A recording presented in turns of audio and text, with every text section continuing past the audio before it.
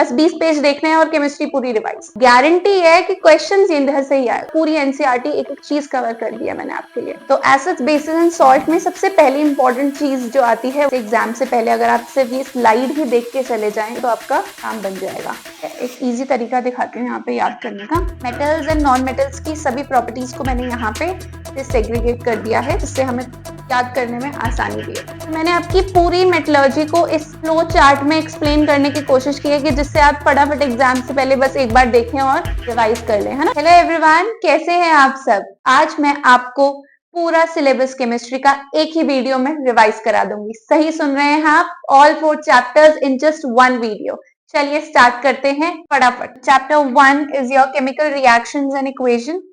क्या होती है chemical reaction? Chemical reactions are the chemical changes in which some new substances are being form, है ना। कोई नई चीज फॉर्म हो और जिसकी ऑल टुगेदर न्यू प्रॉपर्टीज भी हो, वो केमिकल रिएक्शन कैसे हुई होगी? कोई ना कोई बॉन्ड टूटा होगा, there will be some breaking of bond और there will be some making of bond and some rearrangement of atoms, है ना। इस तरीके से some chemical reaction has occurred. हम आगे डिटेल में और समझते जाएंगे कि केमिकल रिएक्शन क्या क्या होती हैं, टाइप्स, एग्जाम्पल सब देखते जाएंगे, ठीक है। देन इसी केमिकल रिएक्शन को जब मैं फॉर्मूला और सिंबल्स के फॉर्म में डिपिक्ट करूंगी तो उसको हम बोलेंगे केमिकल इक्वेशन। तो these are the definition of chemical reaction and equation, ठीक है। चलिए आगे देखते हैं। हाँ जी, नेक्स्ट चीज पूछी जाती है केमिकल रिएक्शन की कैरेक्टरिस्टिक क्या है, कैसे पता चले जो रिएक्शन हुई है वो एक केमिकल रिएक्शन है। उसके हमारे 5 कैरेक्टरिस्टिक्स हैं, जिसका एक एक एग्जाम्पल भी मैंने यहाँ पे आपके लिए मेंशन किया है, ठीक है। तो देखते हैं। First characteristic is evolution of gas. Means gas आपकी इवॉल्व हो रही है, निकल रही है उस रिएक्शन में, ठीक है। हमने देखा है लाइक जब भी मेटल आपका कोई एसिड के साथ रिएक्ट करता है तो salt and hydrogen gas evolve होती है, और कई रिएक्शंस है जिसमें कार्बन डाइऑक्साइड गैस इवॉल्व हो रही है, ठीक है। तो ये एग्जाम्पल हो गए आपके एवोल्यूशन ऑफ गैस के। फर्स्ट चीज यहाँ पे देखो, देखा है जिंक सल्फ्यूरिक एसिड के साथ रिएक्ट किया, zinc sulphate and hydrogen gas, ठीक है। दूसरा characteristic like formation of precipitate. Precipitate deposition, insoluble thing जो फॉर्म होगी इसी रिएक्शन में, उसका एग्जाम्पल जैसे ये होगा, बेरियम क्लोराइड ले लीजिए, सल्फ्यूरिक एसिड के साथ रिएक्ट किया, बेरियम सल्फेट, एक वाइट प्रेसिपिटेट है ना। बेरियम क्लोराइड आपका BaCl2 H2SO4 के साथ रिएक्ट किया, ये Ba आपका SO4 के साथ जुड़ के BaSO4 वाइट प्रेसिपिटेट मिला। फॉर्मेशन ऑफ प्रेसिपिटेट का हमारा बहुत अच्छा एग्जांपल हमें डबल डिस्प्लेसमेंट रिएक्शंस में भी दिखता है, जहां एक्सचेंज ऑफ आयंस होते हैं, जिन्हें हम प्रेसिपिटेशन रिएक्शन भी कहते हैं, ठीक है। तो that is formation of precipitate. एक और हमने देखा है फॉर्मेशन ऑफ प्रेसिपिटेट में, जब आप कार्बन डाइऑक्साइड गैस पास करते हैं लाइम वाटर के थ्रू, तो lime water turns milky because of formation of white precipitate, ठीक है। चलिए आगे नेक्स्ट कैरेक्टरिस्टिक देखते हैं, चेंज इन कलर।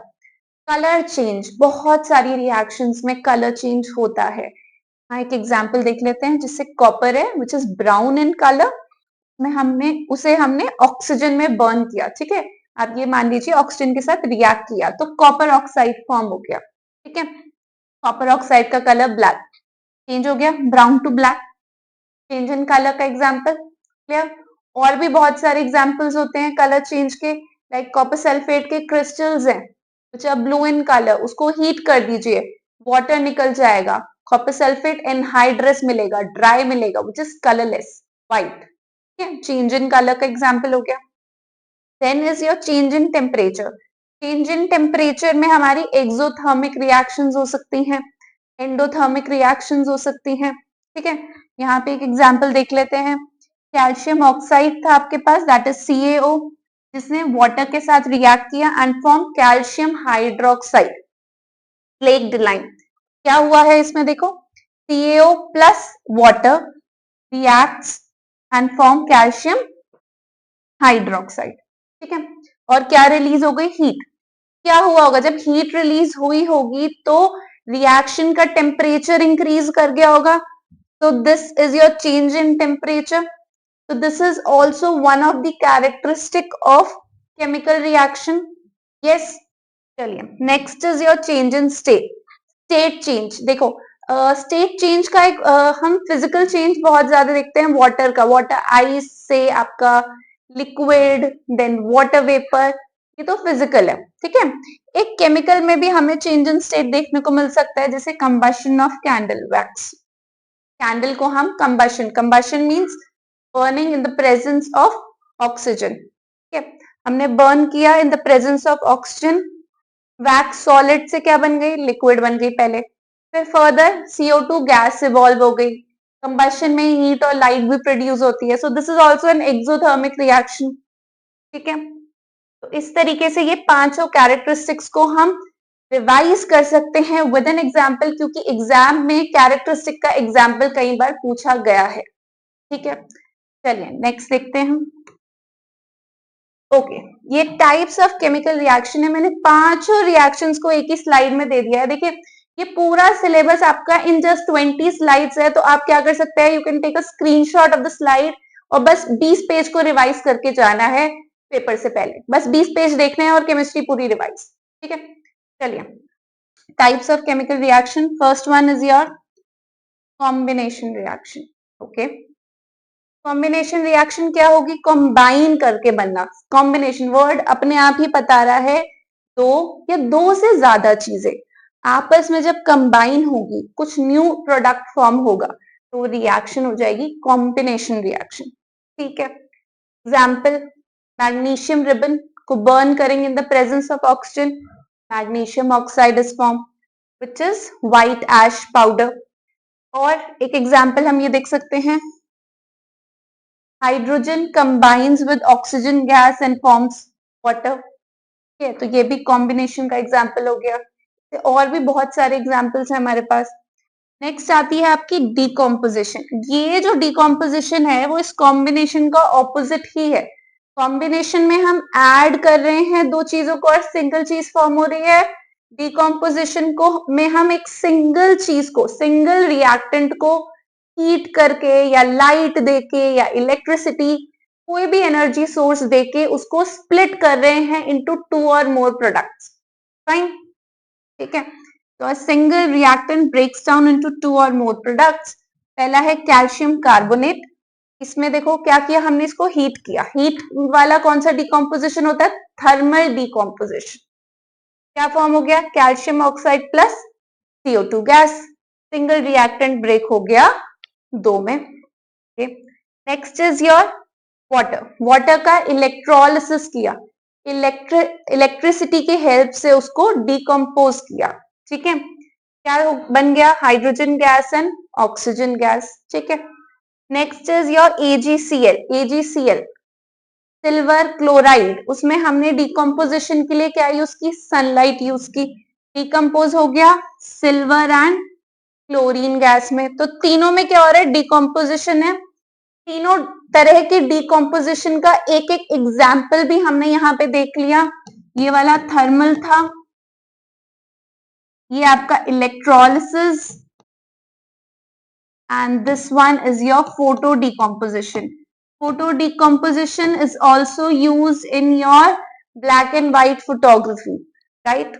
तो इस तरीके से हम डिकम्पोजिशन रिएक्शन को याद रख लेंगे। तीन पार्ट्स हैं, thermal, electrolysis and photo decomposition. इस तरीके से पढ़िए कि पूरा सिलेबस आज यहीं पे याद हो जाए सारा। चलिए, third, displacement reaction. Displacement reaction कब होगी, जब एक more reactive element less reactive को डिस्प्लेस कर ले, उसकी जगह पे आ जाए। मोर रिएक्टिव मींस जो ज्यादा पावरफुल है और वीक वाला है उसको डिस्प्लेस करेगा, ठीक है। तो reactions in which a more reactive element displaces a less reactive element from its aqueous solution. Example देख लेते हैं, जैसे कॉपर सल्फेट का आपके पास एक्वस सॉल्यूशन है which is blue in colour, ठीक है। आपने क्या किया, आपने एक आयरन नेल लिया और उस आयरन नेल को उस कॉपर सल्फेट में डाल दिया। क्या हुआ, आयरन क्योंकि ज्यादा रिएक्टिव है, ज्यादा पावरफुल है कॉपर से, उसने क्या किया, कॉपर की जगह पे आके बैठ गया और फॉर्म कर लिया iron sulphate, and copper side में आके बैठ गया, ठीक है ना। वो कॉपर आपका इस आयरन नेल पे ही रेडिश ब्राउन ऐसे फॉर्म हो जाएगा, ठीक है।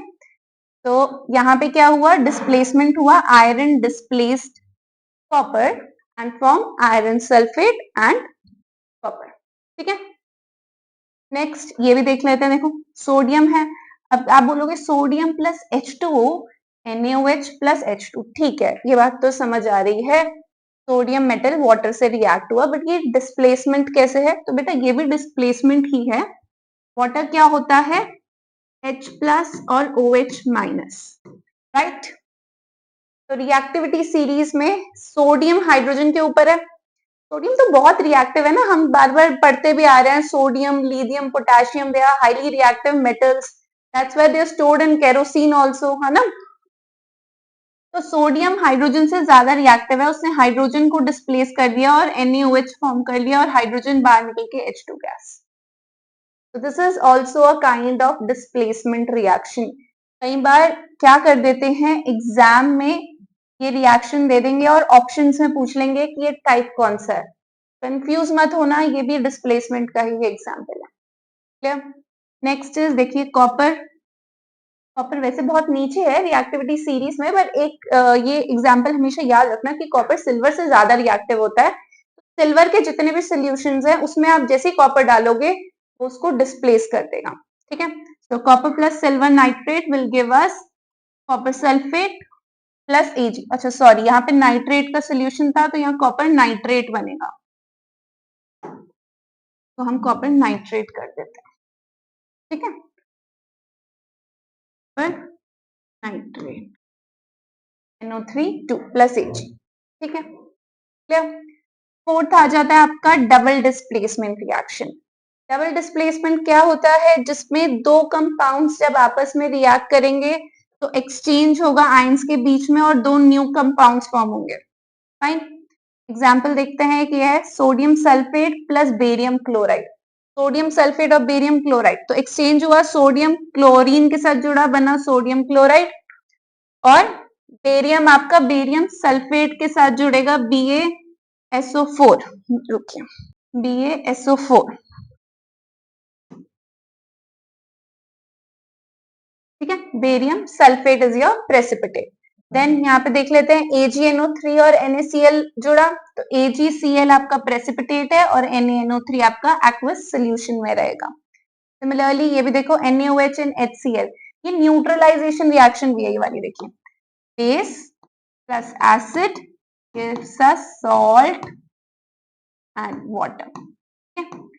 ये आपकी neutralization reaction. So neutralization reaction is also an example of double displacement only. ठीक है, तो डबल डिस्प्लेसमेंट में हमारी दो तरह की रिएक्शंस है, एक है प्रेसिपिटेशन, दूसरी है न्यूट्रलाइजेशन। क्लियर। ठीक है, देन आ जाती है आपकी फिफ्थ, रेडॉक्स। रेडॉक्स क्या है, रेडॉक्स रिएक्शन वो रिएक्शन है जिसमें ऑक्सीडेशन एंड रिडक्शन दोनों साइमल्टेनियसली हो रहे हो।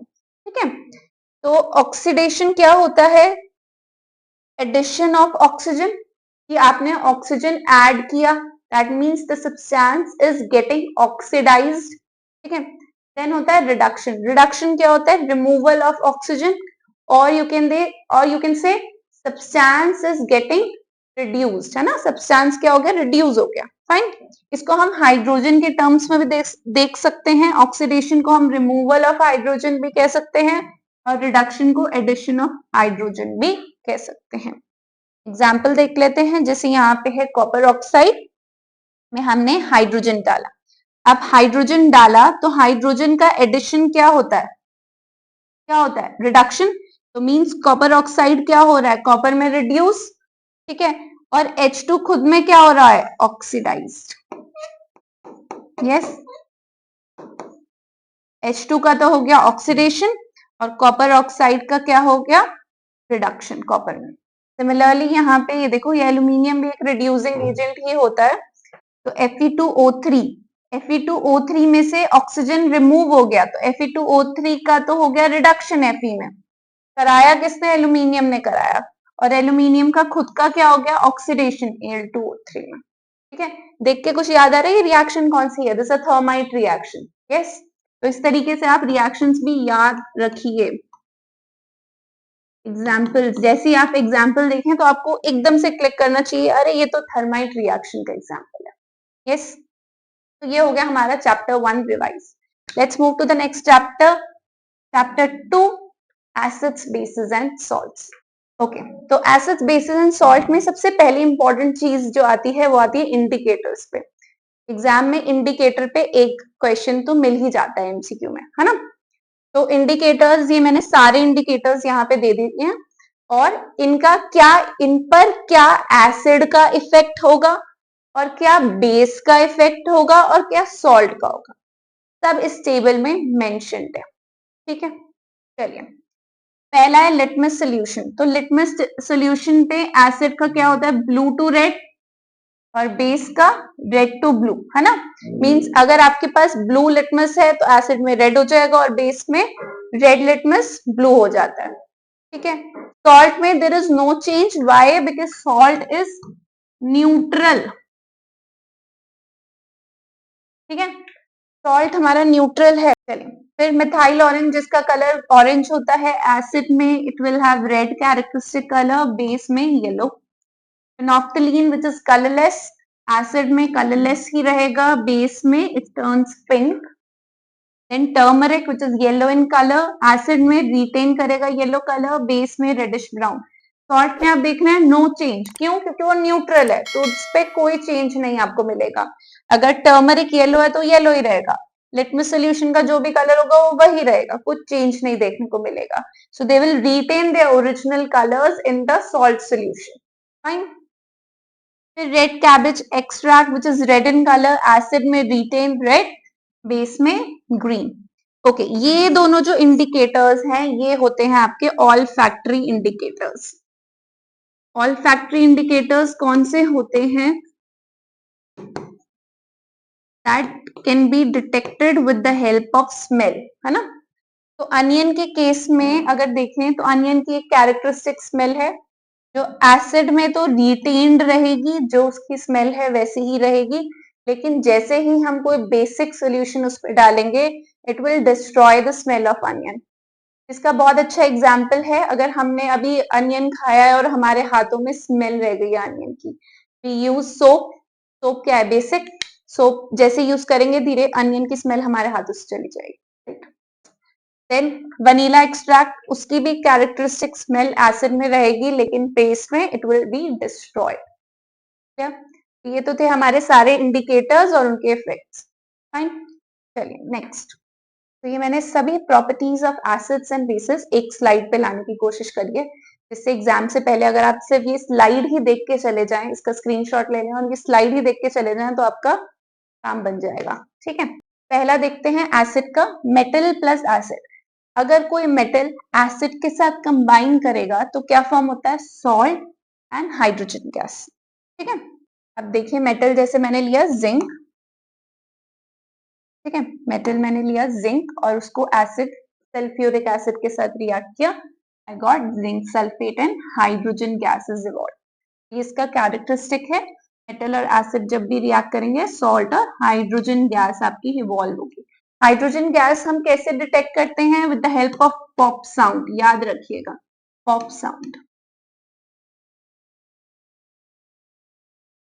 ओके, देन जिंक और HCl, एसिड है वहां पे भी, तो zinc chloride and hydrogen gas. ठीक है, इस तरीके से हम और भी मेटल्स ले सकते हैं, सोडियम ले लीजिए, सोडियम अगर HCl के साथ करेगा तो sodium chloride and hydrogen gas, magnesium करेगा तो magnesium chloride and hydrogen gas.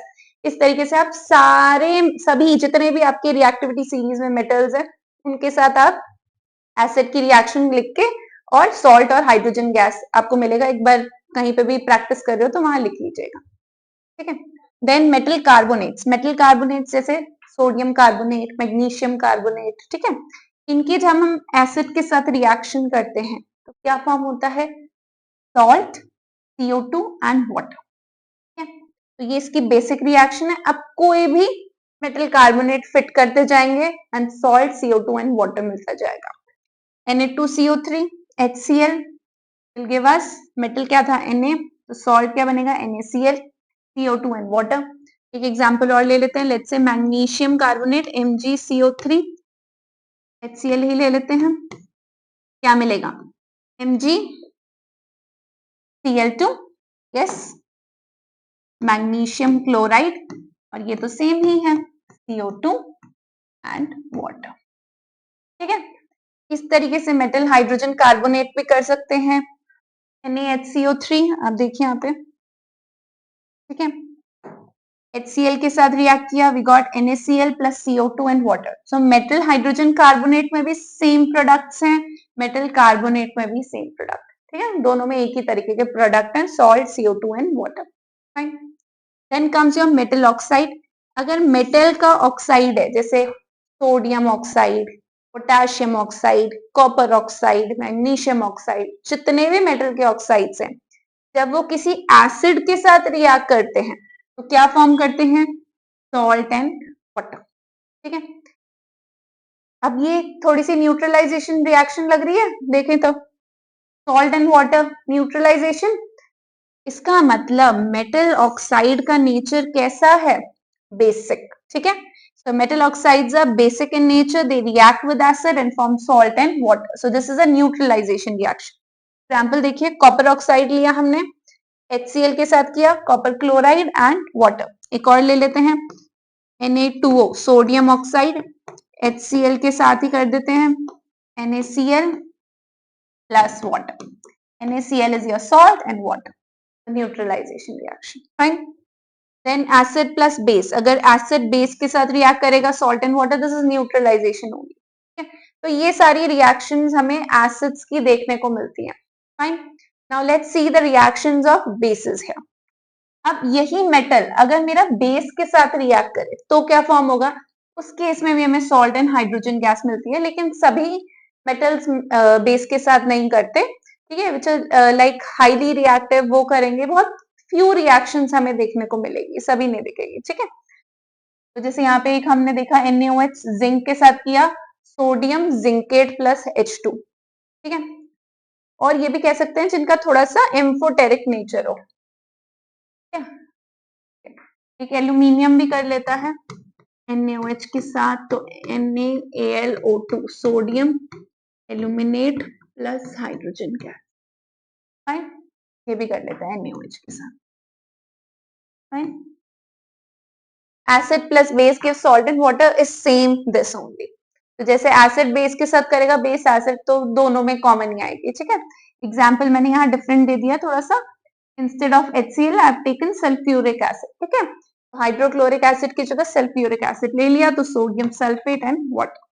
Fine, next is your non metal oxides की, अगर हम बेस के साथ रिएक्शन करें तो क्या मिलता है, सॉल्ट एंड वाटर।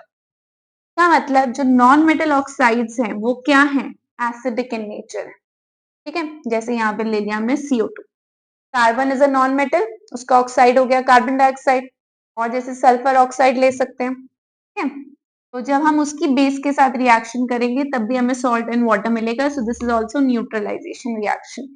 यहाँ हमने लिया non metal oxide CO2, base जैसे कैल्शियम हाइड्रोक्साइड ले लीजिए, will get calcium carbonate and water. तो बेस की इतनी ही रिएक्शंस है, ज्यादा रिएक्शंस नहीं है, तो this is easy. So properties of acids भी देख ली, बेस भी देख ली।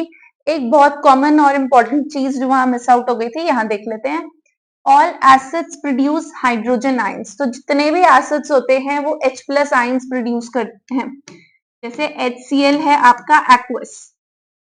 ठीक है, तो क्या प्रोड्यूस करेगा ये, H+ प्लस Cl माइनस। ठीक है, और जो H+ आयंस फॉर्म हुए, जब हम उन्हें वाटर में डिसॉल्व करेंगे तो वो बनाएंगे हाइड्रोनियम आयन H3O+। क्लियर, ऐसे ही अगर हम बेसिस को डिसॉल्व करेंगे वाटर में तो it will give me hydroxide ion, that is OH- ion in solution. तो NaOH लिया हमने, उसने हमें दिए Na+ and OH- ion. Clear, तो एसिड का कैरेक्टरिस्टिक है H+ आयंस और बेस का कैरेक्टरिस्टिक है OH- आयन। क्लियर, तो I hope this slide is also clear. ठीक है, चलिए नेक्स्ट में चलते हैं। This is your pH scale. क्या होता है pH scale? pH scale is like a universal indicator. ठीक है, जिसमें हमें एक स्केल ऑफ नंबर्स दे रखा है फ्रॉम 0 to 14। कहां से शुरू हो रहा है, 0 से 14 तक। ठीक है, तो 0 से 14 अगर हम माने तो 0 वाली जो रेंज है दैट इज एसिडिक रेंज, और इधर 14 की तरफ जो जा रहे हैं वो है बेसिक रेंज। बीच में जो आपका 7 है दैट इज न्यूट्रल। तो pH 7 इज योर न्यूट्रल। अच्छा, एक और चीज अगर हम यहाँ ध्यान से देखें तो दिस इज फॉर्मिंग विबग्योर, है ना, विबग्योर, यस, रेनबो, या। तो जब आप वॉयलेट की तरफ होगे, ब्लू की तरफ होगे तो दैट इज बेसिक, जब आप येलो ऑरेंज रेड की तरफ होगे तो एसिडिक, और बीच में जो आपका आता है ग्रीन वो न्यूट्रल तरीके से भी हम इसे याद कर सकते हैं। ठीक है, ओके, अब समझ लेते हैं what is the importance of pH in our digestive in our daily life. ठीक है, तो ये मैंने कुछ 5 पॉइंट्स हैं, एग्जाम में इनसे एमसीक्यू आ जाए या कभी डायरेक्ट पूछ लें, जो भी है आप अकॉर्डिंगली आंसर कर पाए। ठीक है, तो हमने 5 पॉइंट्स ले लिए। फाइन, तो डाइजेस्टिव सिस्टम में पीएच का क्या इंपॉर्टेंस है। अब हमारा जो स्टमक है वो कौन सा HCl प्रोड्यूस करता है। ठीक है, एसिडिक मीडियम होता है उसका पीएच होता है अबाउट 1.4। अगर ये पीएच फर्दर डिक्रीज कर जाए और कम हो जाए तो क्या हो जाता है, एसिडिटी हो जाती है। ठीक है, तो एसिडिटी की केस में आप कुछ लाइक मिल्क ऑफ मैग्नीशिया, मतलब कुछ आपको बेस देना पड़ेगा, है ना, एंटासिड देना पड़ेगा। ठीक है, to treat that acidity, like milk of magnesia दे सकते हैं आप। ठीक है, तो पीएच मेंटेन करना स्टमक का भी बहुत इंपॉर्टेंट है। Next is tooth decay. ऐसे ही हमारे माउथ का भी एक पीएच होता है जिसपे योर टीथ वर्क्स बेस्ट और आपके दांत बिल्कुल ठीक रहेंगे, आपको टूथ डिके नहीं होगा, कुछ भी प्रॉब्लम नहीं होगी। ठीक है, वही अगर आपका पीएच कम हो जाए, माउथ का बिलो 5.5 हो जाए, तो क्या होने लग जाती है, कैविटीज, है ना, डेंटल केरीज, ये सब इश्यूज आने लग जाते हैं, है ना, टूथ डिके, दांत खराब होने लग जाते हैं। ये सब क्यों होता है, शुगरी फूड्स खाने से, राइट। तो वहां पे भी पीएच इंपॉर्टेंट है। Then plants also grow best when the pH of the soil is close to 7। जब 7 के पास होगा पीएच, प्लांट्स बेस्ट ग्रो करेंगे। यही पीएच अगर क्या हो जाए, 7 से ज्यादा, मींस बेसिक की तरफ चला जाए, फिर आपको उसमें क्या डालना पड़ता है, सॉइल में some organic matter which is acidic in nature. या यही पीएच अगर कम हो जाए तो आपको इसमें क्या डालना पड़ेगा, some basic matter like lime डाल सकते हैं आप, राइट, क्विक लाइम वगैरह, to maintain that pH level. Fine, then our body also works well within a pH range from 7 to 7.8। ये हमारी बॉडी का बेस्ट पीएच रेंज है। अगर ये भी इधर थोड़ा भी डिस्टर्ब होगा तो diseases, some elements will occur in our body.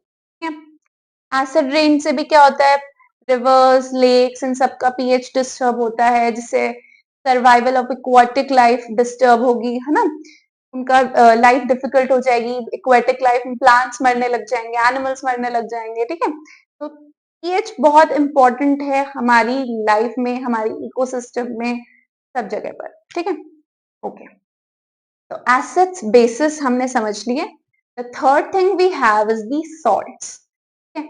Salts भी मैंने ट्राई किया है आपकी सभी सॉल्ट्स को इधर ही एक ही स्लाइड में दिखा दूं, जिससे आप इसका आराम से स्क्रीनशॉट लें और एग्जाम से पहले जस्ट इसको एक बार देख के चले जाएं। ठीक है, चलिए, पहला chemicals from common salt. So NaCl से हमें कौन से सॉल्ट्स मिल सकते हैं वो हमें यहाँ पे देखना है। ठीक है, पहला है sodium hydroxide, that is caustic soda, का फॉर्मूला होता है NaOH। ठीक है, ये प्रिपरेशन कैसे होती है, क्लोर एल्कली प्रोसेस। ठीक है, प्रिपरेशन का मेथड क्या है, क्लोर एल्कली प्रोसेस। क्लोर एल्कली प्रोसेस में देखो, क्लोर वर्ड इंडिकेट्स कि इसमें क्लोरीन फॉर्म हो रहा होगा, एल्कली वर्ड इंडिकेट्स कि इसमें कोई एल्कली, दैट इज ये NaOH इज गेटिंग फॉर्म। ठीक है, नाम से ये समझ आ गया। अब प्रिपरेशन देखते हैं। NaCl प्लस वाटर आपने जब किया, फर्स्ट क्या लेना है आपको, NaCl plus water, it will give me NaOHCl2 and H2। अब ये जो होता है मेथड, ये आपका होता है इलेक्ट्रोलिटिक मेथड। ठीक है, this is your electrolytic method. तो when you take brine solution, NaCl and water को हम ब्राइन भी कहते हैं, क्या बोलते हैं, ब्राइन, नमक का पानी। ठीक है, ठीक है, so this is your salt water, NaCl is your namak water is पानी, ठीक है। सो नमक का पानी, we can say like that also, ठीक है, याद रखने आसान रहेगा। तो आपने NaCl एंड वाटर लिया तो आपका क्या फॉर्म हुआ है, NaOH Cl2 एंड H2। अब ये मैंने आपको बताया ये इलेक्ट्रोलिसिस से होता है मेथड। तो इसका मतलब इसमें आपने इलेक्ट्रोड्स लगाई होगी, एक कैथोड यूज करी होगी, एनोड यूज करी होगी, देन उस टैंक में आपने सोल्यूशन डाला होगा NaCl एंड वाटर। तो NaCl आपका स्प्लिट हुआ होगा, Na प्लस आयंस अलग चले गए होंगे, Cl माइनस अलग, वाटर भी स्प्लिट हुए होंगे, H प्लस अलग, OH माइनस अलग, ठीक है। अब हमें ये समझना है कि ये सब कहाँ फॉर्म हुआ, Cl2 गैस कहाँ फॉर्म हुई, H2 गैस कहाँ फॉर्म हुई, एग्जाम में यही पूछा जाएगा, ठीक है। तो ये याद रखना इंपॉर्टेंट है, फाइन। तो हाइड्रोजन गैस आपकी फॉर्म होती है कैथोड पे, ठीक है। तो अगर हम देखें तो हमारा ये जो ट्यूब है इसमें एक कैथोड है, एक एनोड है। एनोड आपकी होगी पॉजिटिव और कैथोड होती है आपकी नेगेटिव। तो याद करने वाली बातें मैं वही आपको बता रही हूँ यहाँ पे, ठीक है। तो कैथोड आपकी होगी नेगेटिव, जिसपे कौन सी गैस फॉर्म होगी, हाइड्रोजन गैस फॉर्म होगी, जो आप एज फ्यूल यूज करते हैं। देन क्लोरीन गैस आपकी कहाँ फॉर्म होगी, एनोड पे फॉर्म होगी, which is a positive electrode. Chlorine can be used in water treatment plants, PVC, bleaching powder बनाने में भी काम आता है क्लोरीन। देन NaOH आपका यहाँ आपको सोल्यूशन में मिल जाएगा नियर दी कैथोड, ठीक है। ये कहाँ यूज होगा, in the manufacture of soaps and detergent, fine. तो ये सारी चीजें हमें सोडियम हाइड्रोक्साइड में याद रखनी है, उसकी प्रिपरेशन मेथड, इलेक्ट्रोलिसिस, ठीक है। नेक्स्ट, जो भी प्रोडक्ट्स फॉर्म हुए हैं उनका वन यूज एटलीस्ट, क्लियर, ठीक है। और कहाँ पे फॉर्म हुए हैं वो भी इंपॉर्टेंट है, hydrogen gas at the cathode, chlorine gas at the anode, fine.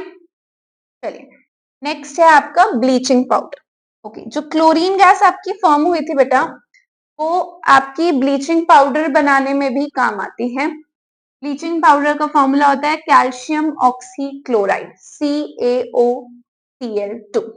कैसे फॉर्म होता है, prepared by passing chlorine gas over dry slaked lime, this is calcium hydroxide. इसको हम स्लेक्ड लाइम बोलते हैं जब ये ड्राई फॉर्म में होता है, दैट इज एनहाइड्रस फॉर्म में होता है। और यही आपका अगर एक्वस फॉर्म में हो जाता का नाम हो जाता लाइम वाटर। कॉमन नेम्स याद रखने बहुत इंपॉर्टेंट है। तो प्रिपरेशन क्लियर है, बहुत इजी सी है, गैस को पास किया इससे और फॉर्म हो गया, ठीक है। यूज कहाँ होता है, for bleaching cotton, disinfecting drinking water, supply to make it free from germs. So it's very easy, यही पूछा जा सकता है ज्यादा से ज्यादा प्रिपरेशन और यूजेस, ठीक है।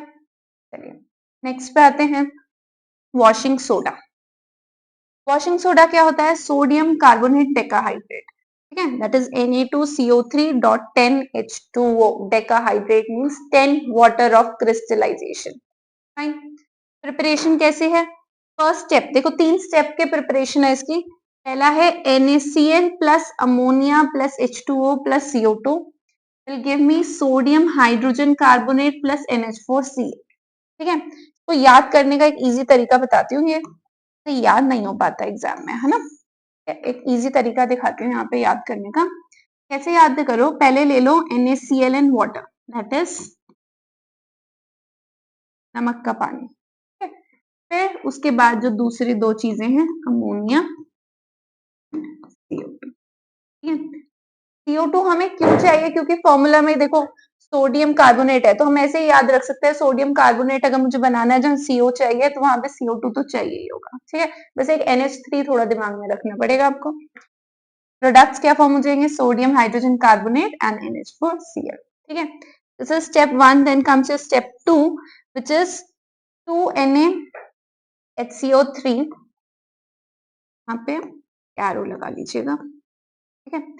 जो आपका यहाँ पे सोडियम हाइड्रोजन कार्बोनेट बना है, ये पता है सोडियम हाइड्रोजन कार्बोनेट आपका बेकिंग सोडा ही है। तो ये जो आपका फर्स्ट स्टेप है ना यहाँ पे, ये प्रिपरेशन ऑफ बेकिंग सोडा भी है। यहाँ से प्रिपरेशन ऑफ बेकिंग सोडा भी फिनिश हो जाती है। जो बेकिंग सोडा बना है या सोडियम हाइड्रोजन कार्बोनेट जो बना है उसको हम हीट करके डिकम्पोज करेंगे to sodium carbonate, CO2 and water, ठीक है। तो यहाँ पे हमारा सोडियम कार्बोनेट फॉर्म हो गया। अब थर्ड स्टेप में क्या होगा, sodium carbonate will combine with 10 molecules of water and forms sodium carbonate decahydrate, this is your washing soda. Clear? तो यहाँ पे हमारी वॉशिंग सोडा की प्रिपरेशन होती है finish. Now what will be the uses, uses would be cleansing agent of washing clothes, ठीक है, कपड़े धोने में, to remove hardness of water, also soap and paper industry. Fine, so this is your washing soda. तो यहाँ पे हमारा fourth salt आता है, दैट इज बेकिंग सोडा। ठीक है, बेकिंग सोडा की प्रिपरेशन हमने यहाँ वॉशिंग सोडा में ही देख ली थी। क्या था स्टेप 1 वॉशिंग सोडा का, NaCl water, that is नमक and पानी, NH3 plus CO2 will give us sodium hydrogen carbonate and NH4Cl। ठीक है, that is your baking soda, NaHCO3 की preparation done. Action of heat भी हमने यहाँ देखा था। एक्शन ऑफ हीट में क्या होगा, इसी सोडियम हाइड्रोजन कार्बोनेट को जब मैं हीट करूंगी, so I get Na2CO3, that is sodium carbonate plus CO2 and water. ये भी हमने यहाँ स्टेप 2 में देख ली थी। फाइन, देन थर्ड थिंग, इसका यूज कहाँ पे यूज होता है, ये आपका यूज होता है as an antacid. Antacid means जैसे स्टमक में एसिडिटी की प्रॉब्लम हो तो एज एन एंटासिड आप पेशेंट को दे सकते हो, as a medicine you can give it to the patient. ठीक है, बेकिंग सोडा वहां यूज होता है। और कहाँ यूज होता है, बेकिंग पाउडर बनाने में। बेकिंग पाउडर आपका कहाँ यूज होगा, केक्स, ब्रेड्स, है ना, इन सब की प्रिपरेशन में यूज होगा। बेकिंग पाउडर बनता कैसे है, इसी बेकिंग सोडा को हम रिएक्ट करते हैं टार्टरिक एसिड के साथ, तो then we get sodium salt of tartaric acid, CO2 and water. ये CO2 गैस ही है जो आपके केक्स, ब्रेड्स, इन सब में ट्रैप हो जाती है, इनको स्पॉन्जी करती है। फाइन, देन और कहाँ यूज होता है, यूज इन फायर एक्सटिंग्विशर्स। ठीक है, तो सोडा एसिड टाइप एक्सटिंग्विशर्स होते हैं, वहां पे भी आपका बेकिंग सोडा यूज होता है। तो ये तो हो गए आपके 4 कॉमन सॉल्ट, 4 सॉल्ट्स फिनिश जो आपको कॉमन सॉल्ट से ही मिलते हैं। देखे ना, सबकी प्रिपरेशन में NaCl है। Fine, then comes your fifth salt, that is plaster of Paris. Plaster of Paris का फॉर्मूला होता है कैल्शियम सल्फेट हेमीहाइड्रेट। ठीक है, CaSO4 हाफ H2O।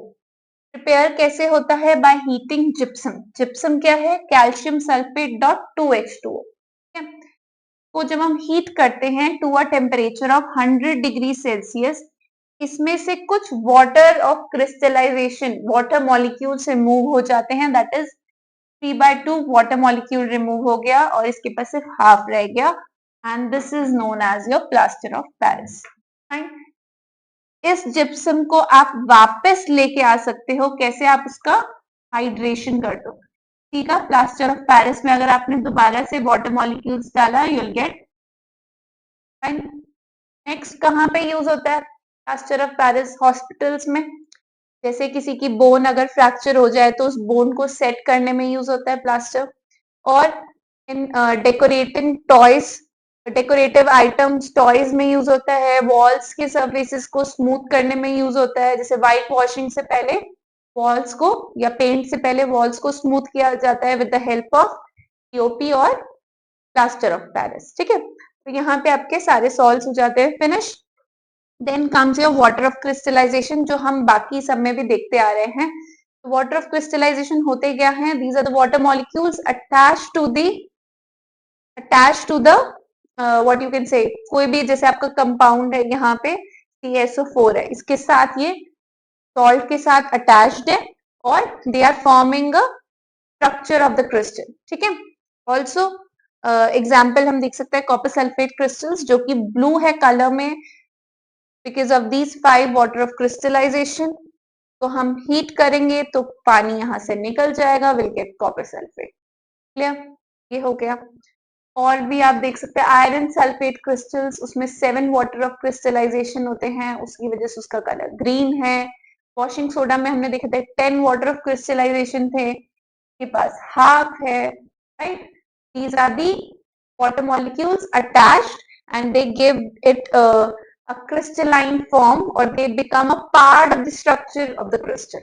ठीक है, the last thing we have this very important note क्या है कि हम एसिड या बेस वाटर में किस तरीके से ऐड करें, क्या हम वाटर के अंदर एसिड और बेस ऐड करें या एसिड और बेस में वाटर ऐड करें, तो ये क्वेश्चन है। फाइन, तो पहले तो ये समझते हैं कि ये जो रिएक्शन होती है एसिड या बेस की वाटर के साथ, it's a highly exothermic reaction. Exothermic means lot of heat is getting produced in this. अब क्या किया जाना चाहिए, क्योंकि ये बहुत एक्सोथर्मिक रिएक्शन है, हाईली एक्सोथर्मिक है, हीट ज्यादा प्रोड्यूस हो रही है, तो हमें क्या करना चाहिए, हमें एसिड या बेस वाटर में स्लोली ऐड करना चाहिए, जिससे क्या हो, वाटर उस हीट को अपने अंदर एब्जॉर्ब कर ले। क्लियर? क्योंकि अगर हम ये उल्टा कर देंगे, दैट मीन्स अगर हम पानी को डाल देंगे एसिड में या पानी को डाल देंगे बेस में, क्या हो जाएगा, एक्सीडेंट्स हो सकते हैं, it can cause burn, splash होगा, जिस ग्लास कंटेनर में आप कर रहे हो वो ग्लास कंटेनर भी टूट सकता है। ठीक है, this was your acids, bases and salts. ठीक है, तो हमारे सेकंड चैप्टर भी यहाँ पे फिनिश हो गया है। चलिए थर्ड पे चलते हैं। ऑलमोस्ट हाफ डन, आधा सिलेबस हम रिवाइज कर चुके हैं केमिस्ट्री का, हाफ टू गो। चलिए chapter 3, metals and non metals. Metals and non metals की सभी प्रॉपर्टीज को मैंने यहाँ पे से सेग्रीगेट कर दिया है, जिससे हमें याद करने में आसानी भी हो। ठीक है, चलिए स्टार्ट करते हैं अपने chapter number 3, metals and non metals के साथ। मेटल्स एंड नॉन मेटल्स की पहले हम क्या समझेंगे, physical properties, then chemical properties. Chemical properties में will see all the reactions of metals as well as non metals. Okay, so let's start with the physical properties first। ठीक है, चलिए physical properties हमने यहाँ पे दोनों की कंपैरिजन टेबल में बना रखी है, तो कंपेयर करते जाएंगे। ओके, तो पहली प्रॉपर्टी क्या है, malleable. Malleable, metals are malleable, that means they can be turn into thin sheets, और ductile means they can be turned into wires and also good conductors of heat and electricity। ठीक है, whereas non metals अगर हम देखें तो not malleable and not ductile, ना ही malleable है ना ही ductile है, they are brittle, means इनको हम small pieces में break कर सकते हैं। Fine, also they are bad conductor of heat and electricity। यहाँ पे एक एक्सेप्शन भी है, exception are very important. Exception क्या है, ग्रेफाइट। ग्रेफाइट एक कार्बन का एलोट्रॉप है, कार्बन एक नॉन मेटल है, नॉन मेटल होने के बावजूद भी वो एक गुड कंडक्टर है। ठीक है, ये हो गई आपकी एक्सेप्शन। नेक्स्ट अगर हम देखें मेटल्स क्या होते हैं, sonorous. Sonorous means that they can make ringing sounds. Fine, have lustre, shiny surface होगा। whereas नॉन मेटल्स कैसे होते हैं, नॉन सोनरस होते हैं और नॉन लस्टरस होते हैं। यहाँ अगेन हमारे पास एक एक्सेप्शन है जो हमें याद रखनी है, iodine being a non metal have shiny surface, that means they have lustre. ठीक है, नेक्स्ट देखते हैं, जनरली आपके मेटल्स कैसे होंगे, सॉलिड्स होंगे रूम टेम्परेचर पे, except mercury. Mercury is your liquid metal. ठीक है, मरकरी आपका लिक्विड मेटल है। यहाँ पे नॉन मेटल्स देखें तो सॉलिड्स भी हो सकते हैं, गैसेस भी हो सकते हैं, एक्सेप्शन इधर भी है एक ब्रोमीन की। सॉलिड में आपका जैसे कार्बन के हैं, ठीक है ना, diamond, graphite, they are in their solid form. Gases में you have hydrogen gas, oxygen gas, ये हो गए, और ब्रोमीन आपका लिक्विड नॉन मेटल है। ठीक है, तो ये भी हमें एक एक्सेप्शन याद रखनी है। ओके, नेक्स्ट देखते हैं, generally your metals have high melting points, तो बहुत हाई टेम्परेचर पे ये मेल्ट होते हैं। एक्सेप्शन क्या है, gallium and caesium, they have low melting points. ठीक है, नेक्स्ट यहाँ देखेंगे नॉन मेटल्स का लो मेल्टिंग पॉइंट ही है। Okay, next metals are generally hard and strong, hard होते हैं, बहुत स्ट्रॉन्ग होते हैं। एक्सेप्शन क्या है, alkali metals, sodium, lithium, potassium, they can be easily cut with the knife, they are that soft, इतने सॉफ्ट होता है कि आराम से आप नाइफ से कट कर सकें। ठीक है, अब नॉन मेटल्स आपके जनरली सॉफ्ट होने चाहिए, लेकिन हमारे पास कार्बन का एक एलोट्रॉप है, that is diamond. It is the hardest natural substance and it has also high melting point, तो ये एक्सेप्शन याद रखनी है। नॉन मेटल्स की लो मेल्टिंग पॉइंट होता है, एक्सेप्शन क्या है, डायमंड, जो कि कार्बन का ही एक एलोट्रॉप है, हार्डेस्ट भी है और हाई मेल्टिंग पॉइंट भी है। क्लियर, ये तो हो गई फिजिकल प्रॉपर्टीज के बीच में कंपैरिजन। ठीक है, मेटल्स एंड नॉन मेटल्स का। अब देखते हैं केमिकल प्रॉपर्टीज। पहली केमिकल प्रॉपर्टी क्या है, अगर आपका मेटल ऑक्सीजन के साथ रिएक्ट करे तो क्या बनाएगा, मेटल ऑक्साइड। ठीक है, ऐसे ही नॉन मेटल भी अगर ऑक्सीजन के साथ रिएक्ट करे तो नॉन मेटल का ऑक्साइड बनाएगा। इजी, दोनों में सेम ही बात है, बस यहाँ पे मेटल है, यहाँ पे नॉन मेटल है। यहाँ मेटल ऑक्सीजन के साथ रिएक्ट करके मेटल ऑक्साइड बना रहा है, या नॉन मेटल ऑक्सीजन के साथ रिएक्ट करके नॉन मेटल का ऑक्साइड बना रहा है। ठीक है, एग्जाम्पल के लिए हम देख सकते हैं जैसे सोडियम और पोटेशियम, ये दोनों मेटल्स रिएक्टिविटी सीरीज में बहुत ऊपर हैं, दे आर हाईली रिएक्टिव। तो ये बहुत विग्रेसली, बहुत फास्ट रिएक्ट करेंगे, फटाफट रिएक्ट कर लेंगे ऑक्सीजन के साथ। ठीक है, ऑल्सो इनको हम हमेशा कैसे रखते हैं, केरोसिन ऑयल में स्टोर करके, क्योंकि ये हाईली रिएक्टिव है। If you keep them in open, अगर आप ओपन में रखेंगे तो they can catch fire easily, right, क्योंकि आपके एटमॉस्फेयर में ऑक्सीजन है, ये ऑक्सीजन के साथ फटाफट रिएक्ट कर लेगा, right. So that is why they are stored in kerosene oil. तो एक रिएक्शन जैसे देख लेते हैं, सोडियम मैंने लिया, उसको ऑक्सीजन के साथ रिएक्ट किया, तो सोडियम ऑक्साइड क्या हो जाएगा, Na2O। ठीक है, ऐसे ही पोटेशियम भी कर जाएगा, लिथियम भी कर जाएगा। फाइन, आगे हम और चलेंगे, जैसे मैग्नीशियम है, मैग्नीशियम रिबन का एग्जांपल हमें पता है। मैग्नीशियम को अगर हम बर्न करते हैं in the presence of oxygen, we get magnesium oxide. Yes, और भी बन सकते हैं, एल्यूमिनियम ऑक्साइड, जिंक ऑक्साइड। ठीक है, aluminium is also a metal, it reacts with oxygen in form Al2O3। Zinc करेगा, क्या बनाएगा, जिंक ऑक्साइड बनाएगा। ठीक है, आई होप आपको ये सब आयंस लिखने आते हैं, कैसे होते हैं। Al पे क्या होता है, 3+ और ऑक्सीजन पे 2-, 3 and 2 cross multiply, you get Al2O3। Yes, ठीक है, चलिए ये तो एकदम क्लियर हो गया। अच्छा, अब अगर नेचर की बात करें, जो मेटल ऑक्साइड्स यहाँ पे फॉर्म हो रहे हैं उनका नेचर कैसा है, they are basic in nature. मुझे कैसे पता चला बेसिक है, जब मैंने इस मेटल ऑक्साइड को वाटर में डिसॉल्व किया तो उसने क्या फॉर्म किया, हाइड्रोक्साइड फॉर्म किया। Hydroxides are basic in nature. Also हमें क्या पता चला कि ये जो हाइड्रोक्साइड फॉर्म हुए, ये वाटर में फॉर्म हुए, that means they soluble in water, तो हम इनको एल्कलीज भी कह सकते हैं। तो metal oxides that dissolve in water are your alkalis. Clear, तो metal oxides are generally basic in nature. Clear, अब यहाँ पे भी एक एक्सेप्शन आने वाली है, एक्सेप्शन के बारे में बात कर लेते हैं। Al2O3 and zinc oxide, aluminium oxide and zinc oxide, ये दोनों है एम्फोटेरिक। क्या होता है एम्फोटेरिक का मतलब, amphoteric means that it can react with acid as well as base. मतलब वो ऑक्साइड एसिड की तरह भी बिहेव कर रहा है और बेस की तरह भी बिहेव कर रहा है। ठीक है, तो ये एक एक्सेप्शन हम याद रखेंगे। क्या, तो ये तो हो गई हमारी मेटल और ऑक्सीजन की reaction. Now let's come to non metal और ऑक्सीजन। इसमें भी क्या बन रहा था, नॉन मेटल ऑक्साइड। तो बड़ा आसान है, नॉन मेटल्स के नाम जैसे कार्बन है, कार्बन ऑक्सीजन के साथ किया तो कार्बन डाइऑक्साइड, सल्फर किया सल्फर डाइऑक्साइड, नाइट्रोजन किया नाइट्रोजन डाइऑक्साइड। Clear, easy. ठीक है, अब इनका नेचर कैसा है, नॉन मेटल के ऑक्साइड्स जो होते हैं they are acidic in nature. ठीक है, कैसा नेचर है इनका, एसिडिक। कैसे पता चला, जब हमने इन नॉन मेटल ऑक्साइड्स को वाटर में डिसॉल्व किया तो इन्होंने क्या बना लिए, एसिड्स बना लिए। जैसे CO2 को जब मैंने वाटर में डिसॉल्व किया तो उसने बनाया carbonic acid, that is H2CO3। Yes, SO2 को जब मैंने वाटर में डिसॉल्व किया उसने बनाया sulphurous acid, that is H2SO3। NO2 को किया तो क्या बनाया, नाइट्रिक एसिड, HNO3। ठीक है, इस तरीके से हमें पता चल गया नॉन मेटल के ऑक्साइड्स कैसे हैं, एसिडिक हैं।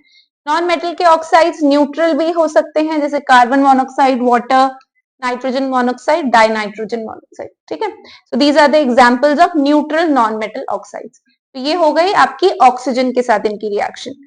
आगे चलते हैं, आगे है हमारे पास what will be the reaction of metal with cold water, hot water and steam. ठीक है, तो मेटल्स पानी के साथ ना अलग अलग तरीके से रिएक्ट करते हैं। कोल्ड वाटर के साथ डिफरेंट रिएक्शन है, हॉट के साथ अलग है, स्टीम के साथ अलग है, वो समझ लेते हैं। ठीक है, तो सोडियम और पोटेशियम कैसे हैं ये दोनों? Highly reactive. हाईली रिएक्टिव है मतलब कोल्ड वाटर के साथ फटाफट रिएक्ट करेंगे and will form NaOH and calcium hydroxide. ठीक है, सोडियम ने वाटर के साथ किया तो सोडियम हाइड्रोक्साइड, कैल्शियम ने किया तो कैल्शियम हाइड्रोक्साइड, और कौन सी गैस निकली है बाहर? H2 gases evolve. क्लियर? अब यही कैल्शियम होगा, कैल्शियम रिएक्टिविटी सीरीज में आ गया थोड़ा सा नीचे, तो ये लेस वायलेंटली रिएक्ट करेगा। ठीक है, फिर आ जाते हैं मैग्नीशियम। मैग्नीशियम और नीचे आ गया। अब मैग्नीशियम कोल्ड वाटर के साथ रिएक्ट नहीं करेगा, you need hot water, means आपको अब हीट सप्लाई करनी पड़ेगी to react magnesium with water. Clear? और नीचे आ जाएंगे एल्यूमिनियम, आयरन, जिंक। ये किसके साथ रिएक्ट करते हैं? स्टीम के साथ। जब स्टीम के साथ रिएक्शन होती है तब आपका हाइड्रोक्साइड नहीं बनता, आपका मेटल ऑक्साइड बनता है। ये डिफरेंस हम याद रखेंगे। जब आपकी मेटल की रिएक्शन कोल्ड वाटर या हॉट वाटर के साथ होगी तो आपके metal hydroxides and hydrogen gas form होगी, और जब स्टीम के साथ रिएक्शन होगी तब metal oxide and hydrogen gas. Clear? ठीक है, तो ये तो हो गई मेटल्स की वाटर के साथ रिएक्शन।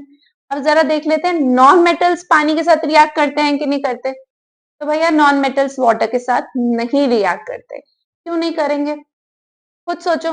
अब नॉन मेटल्स क्या होते हैं? जैसे नाइट्रोजन है हमारे पास, ऑक्सीजन है। ठीक है, अगर मैं इनकी इलेक्ट्रॉनिक कॉन्फ़िगरेशन की बात करूं, सो this is 2 5 and this is 2 6। इनको क्या चाहिए? इनको इलेक्ट्रॉन्स चाहिए स्टेबल होने के लिए। ठीक है, तो नॉन मेटल्स इलेक्ट्रॉन देंगे कैसे हाइड्रोजन आयन को रिड्यूस करने के लिए? H+ आयन जो है वाटर का, उसको आपको रिड्यूस करना है H2 गैस बनाने के लिए। अब रिडक्शन के लिए आपको क्या कराना पड़ेगा? यहाँ पे इलेक्ट्रॉन्स देने पड़ेंगे। Reduction is gain of electrons. ठीक है ना, इसको इलेक्ट्रॉन देने पड़ेंगे। अब जिसके पास खुद ही इलेक्ट्रॉन की कमी है वो क्या किसी को इलेक्ट्रॉन देगा? यस, इसीलिए नॉन मेटल आपके वाटर के साथ रिएक्ट नहीं करते। क्लियर? फाइन। चलिए अब जरा देखते हैं मेटल और एसिड की रिएक्शन। मेटल एसिड के साथ रिएक्ट करके सॉल्ट एंड हाइड्रोजन गैस, ये रिएक्शन जो है ये हम एसिड्स एंड बेसिस में भी पढ़ चुके हैं। वहां भी हमने रिवाइज किया था कि एसिड मेटल के साथ क्या फॉर्म करता है, सेम चीज है। So I will just quickly brief you this. ठीक है, तो वही अगेन सोडियम और पोटेशियम वायलेंटली करेंगे, मैग्नीशियम थोड़ा कम। ठीक है, सोडियम और पोटेशियम के केस में क्या बनेगा? लेट्स से अगर HCl है, HCl की जगह चलो H2SO4 ले लेते हैं। Sodium plus H2SO4 so will give us sodium sulphate plus hydrogen gas. ठीक है, सेम वही रिएक्शन है। Yes, clear? Same aluminium metal भी अगर अब रिएक्टिविटी सीरीज के अकॉर्डिंगली चलेंगे, सबसे ऊपर वाले वायलेंटली रिएक्ट करेंगे, मतलब फटाफट रिएक्ट कर लेंगे। देन एल्यूमिनियम थोड़ा स्लोली करेगा। अच्छा, एल्यूमिनियम स्लोली एक और वजह से करता है, ये क्वेश्चन ना एग्जाम में पूछा भी जाता है, इसको बड़ा इंपॉर्टेंट नोट की तरह मार्क कर लीजिए। Aluminium metals react very slowly. क्यों स्लोली रिएक्ट करते हैं? क्योंकि एल्यूमिनियम के ऊपर एक एल्यूमिनियम ऑक्साइड की लेयर बन जाती है जो उसको प्रोटेक्ट करता है कि वो एसिड के साथ रिएक्ट ना करे या किसी भी फर्दर केमिकल के साथ रिएक्ट ना करे। ठीक है, तो aluminium metals react very slowly. Why? Due to the presence of tough protective layer of aluminium oxide on its surface. Clear? ये इंपॉर्टेंट चीज हो गई। फिर नीचे आ जाते हैं कॉपर, सिल्वर एंड गोल्ड। ये करते ही नहीं है, क्यों? क्योंकि अगर आप रिएक्टिविटी सीरीज अगर देखेंगे तो रिएक्टिविटी सीरीज में हाइड्रोजन ऊपर है, कॉपर, सिल्वर एंड गोल्ड उसके नीचे है। That means hydrogen is more reactive than copper, silver and gold. वो उसको डिस्प्लेस कैसे करेगा? देखा जाए तो यहाँ भी तो डिस्प्लेसमेंट हुआ ना, मेटल हाइड्रोजन की जगह पे आके सॉल्ट बना दिया और हाइड्रोजन को डिस्प्लेस करके H2 गैस निकाल दी। यही तो हुआ यहाँ भी। यस, तो यहाँ पे हमने देखा कॉपर, सिल्वर और गोल्ड क्या थे? कम रिएक्टिव है, lesser than hydrogen. That is why ये डाइल्यूट एसिड्स के साथ रिएक्ट नहीं करेंगे। क्लियर? मैंने सभी इंपॉर्टेंट पॉइंट्स कवर कर दिए हैं जो एग्जाम में पूछे जाते हैं। Next is HNO3 nitric acid की अगर बात करें, HCl के साथ reaction simple, H2SO4 sulphuric acid के साथ रिएक्शन सिंपल। अब एक एसिड आता है नाइट्रिक एसिड HNO3, यहाँ पे रिएक्शन सिंपल नहीं है। क्यों? ये क्या है? एक स्ट्रॉन्ग ऑक्सीडाइजिंग एजेंट भी है। तो सिर्फ एसिड नहीं है, ये ऑक्सीडाइजिंग एजेंट, दैट मीन्स ये हाइड्रोजन गैस जो आपकी इवॉल्व हो रही थी उसको इवॉल्व ना होने देके उसे ऑक्सीडाइज कर देता है वाटर में। ठीक है, तो इस केस में हमारी हाइड्रोजन गैस इवॉल्व नहीं होती। तो ये हमें एक चीज याद रखनी कि HNO3 में रिएक्शन ऐसी क्यों हो रही है, instead of hydrogen gas why we are getting water, because HNO3 is a strong oxidising agent as well. ये हो गई आपकी मेटल और एसिड की रिएक्शन। यहाँ पे ये रिएक्शन नॉन मेटल्स की भी डाइल्यूट एसिड्स के साथ नहीं हो पा रही। क्यों नहीं हो पा रही? क्योंकि यहाँ पे क्या है, HCl में जो H प्लस है उसका रिडक्शन होगा H2 में। तो नॉन मेटल वो कैसे कराएगा रिडक्शन? उसको तो खुद इलेक्ट्रॉन्स की जरूरत है, same like water, same case हो गया। ठीक है, तो non metals also do not react with dilute acids. ठीक है, यहाँ पे ये हो गई। फिर आ जाते हैं फोर्थ आपका डिस्प्लेसमेंट ही है, अगर आप ध्यान से देखिए। Yes, more reactive metal displaces less reactive metal from its salt solution. क्या है ये? फर्स्ट चैप्टर में पढ़ी थी डिस्प्लेसमेंट रिएक्शन। यहाँ पे देखिए आयरन मोर रिएक्टिव है कॉपर से, तो उसने उसको डिस्प्लेस किया, फॉर्म किया आयरन सल्फेट एंड कॉपर। तो ये वाली जो फोर्थ वाली रिएक्शन है, एक मेटल और एक मेटल सॉल्ट सोल्यूशन की, ये डिस्प्लेसमेंट रिएक्शन ही है, जो किस पे बेस्ड है? रिएक्टिविटी सीरीज पे बेस्ड है, राइट? तो रिएक्टिविटी सीरीज यहाँ मैंने दे दिया आपको, देख लीजिए।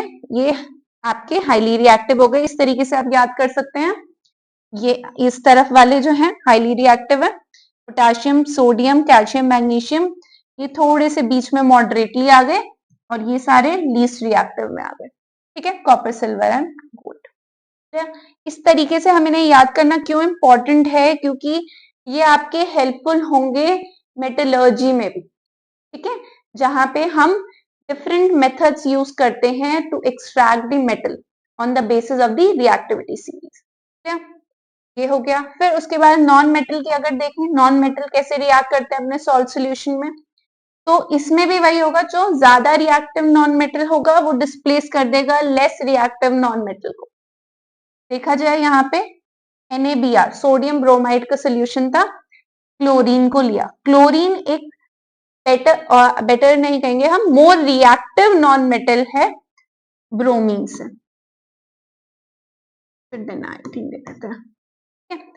इसका मतलब क्लोरीन क्या कर देगा? ब्रोमीन को डिस्प्लेस करके क्या बना देगा? NaCl and Br2। Clear? Easy, fine. जैसे यहाँ पे नॉन मेटल, यहाँ पे मेटल डिस्प्लेस कर रहा था, यहाँ पे नॉन मेटल ने डिस्प्लेस कर दिया। डन। चलिए नेक्स्ट चलते हैं। हाँ जी, तो ये और दो हमारी केमिकल प्रॉपर्टीज है मेटल्स एंड नॉन मेटल्स की। Let's see this also. Pure reactive metals, ठीक है, जैसे sodium, potassium and calcium, magnesium, ये हाइड्रोजन के साथ रिएक्ट करके मेटल हाइड्राइड्स बनाते हैं। देखो, अब मेटल्स क्या होते हैं? They are also electropositive and H plus is also electropositive. तो उतनी इजीली आपके हाइड्राइड नहीं बन सकते, क्योंकि हाइड्राइड बनना मीन्स H का माइनस होना। Yes, that means instead of losing one electron, hydrogen has to gain one electron. ठीक है, मतलब हाइड्रोजन को इस बार इलेक्ट्रॉन किसी को देना नहीं है, उसको लेना है अपने शेल में। तो ये किस में हो पाता है? ये हो पाता है जो हाईली रिएक्टिव मेटल्स हैं, जैसे सोडियम, पोटेशियम, कैल्शियम, मैग्नीशियम, इन्हीं के केस में हो पाता है। एग्जाम्पल यहाँ दिया है, सोडियम हाइड्रोजन के साथ करके सोडियम हाइड्राइड। एक और देख लेते हैं, मैग्नीशियम अगर हाइड्रोजन के साथ करेगा तो magnesium hydride, right? Yes, potassium hydride भी बन सकता है, कैल्शियम हाइड्राइड बन सकता है। नॉन मेटल्स के केस में देखते हैं, नॉन मेटल्स भी क्या बनाते हैं? हाइड्रोजन के साथ इजीली रिएक्ट करके हाइड्राइड्स बनाते हैं। अच्छा, एक बड़ा इंपॉर्टेंट डिफरेंस यहाँ पे देखिए, जो मेटल के हाइड्राइड्स बन रहे हैं ना वो बेटा है ionic compounds, they are ionic hydrides, ठीक है। और जो नॉन मेटल के हाइड्राइड्स बन रहे हैं वो है कोवेलेंट हाइड्राइड्स। देखिए कार्बन हाइड्रोजन गैस के साथ फॉर्म किया CH4 that is methane, nitrogen and hydrogen दोनों ने आपस क्या फॉर्म किया अमोनिया, ये दोनों क्या है कोवेलेंट हाइड्राइड्स। क्या मींस ये शेयरिंग से बने हैं और ये ट्रांसफर ऑफ इलेक्ट्रॉन से बने हैं। आयनिक कंपाउंड्स कैसे फॉर्म होते हैं by the transfer of electrons, और कोवेलेंट कंपाउंड्स कैसे फॉर्म होते हैं बाय शेयरिंग ऑफ इलेक्ट्रॉन्स, ठीक है। दोनों का मोटिव एक ही है to have a stable configuration, but एक में क्या हो रही है ट्रांसफर ऑफ इलेक्ट्रॉन्स हो रहा है और दूसरे में क्या हो रहा है शेयरिंग ऑफ इलेक्ट्रॉन्स हो रहा है। क्लियर, चलिए। Then metals can react with chlorine also to form metal chlorides, ठीक है। जैसे देखिए MgCl2 के साथ के MgCl2, सोडियम करेगा क्लोरीन के साथ तो सोडियम क्लोराइड, कैल्शियम करेगा तो कैल्शियम क्लोराइड, ठीक है। और ये भी कैसे हैं आयनिक क्लोराइड्स हैं। वेराज नॉन मेटल्स में देखेंगे तो वहां कोवेलेंट क्लोराइड्स मिलेंगे, कार्बन क्लोरीन के साथ करेगा तो कार्बन टेट्रा क्लोराइड CCl4, ठीक है। इस तरीके से हम सभी प्रॉपर्टीज मतलब जितनी भी केमिकल प्रॉपर्टीज है उनको आप क्या करिए कंपेयर करो मेटल्स एंड नॉन मेटल्स में, तो प्रॉपर्टीज याद करनी इजी हो जाएगी, ठीक है। चलिए सो this is with your physical and chemical properties finish, ठीक है। चलिए आगे बढ़ते हैं। Okay now let's start with ionic compounds. अभी आयनिक कंपाउंड्स जिसके बारे में आपको लास्ट स्लाइड में भी थोड़ा सा बता रही थी, थोड़ा डिटेल में और देख लेते हैं क्या होते हैं। आयनिक कंपाउंड्स क्या होते हैं, जब आपका एक मेटल के साथ रिएक्ट करता है नॉन मेटल के साथ रिएक्ट करता है तो क्या फॉर्म होता है आयनिक कंपाउंड।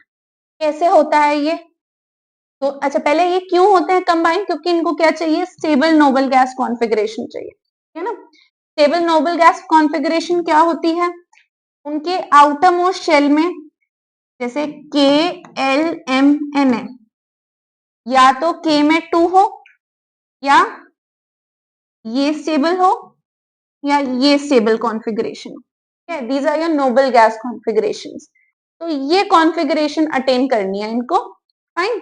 इसके लिए क्या करेंगे दिल ट्रांसफर इलेक्ट्रॉन्स, ठीक है। चलिए तो पहले हम देखते हैं सोडियम क्लोराइड का फॉर्मेशन। तो सोडियम का atomic number is 11, electronic configuration क्या हो जाएगी 281, क्लोरीन का एटॉमिक नंबर क्या है 17, इलेक्ट्रॉनिक कॉन्फ़िगरेशन क्या हो जाएगी 287। तो जब हम ये ट्रांसफर ऑफ इलेक्ट्रॉन्स दिखाते हैं तो हम सिर्फ उस एलिमेंट के ऊपर उसका आउटर मोस्ट इलेक्ट्रॉन ही शो करेंगे, सारे इलेक्ट्रॉन शो करने की जरूरत नहीं है, ओनली आउटर मोस्ट इलेक्ट्रॉन। तो सोडियम के पास 1 इलेक्ट्रॉन है आउटर मोस्ट शेल में, क्लोरीन के पास कितने हैं 7 इलेक्ट्रॉन्स।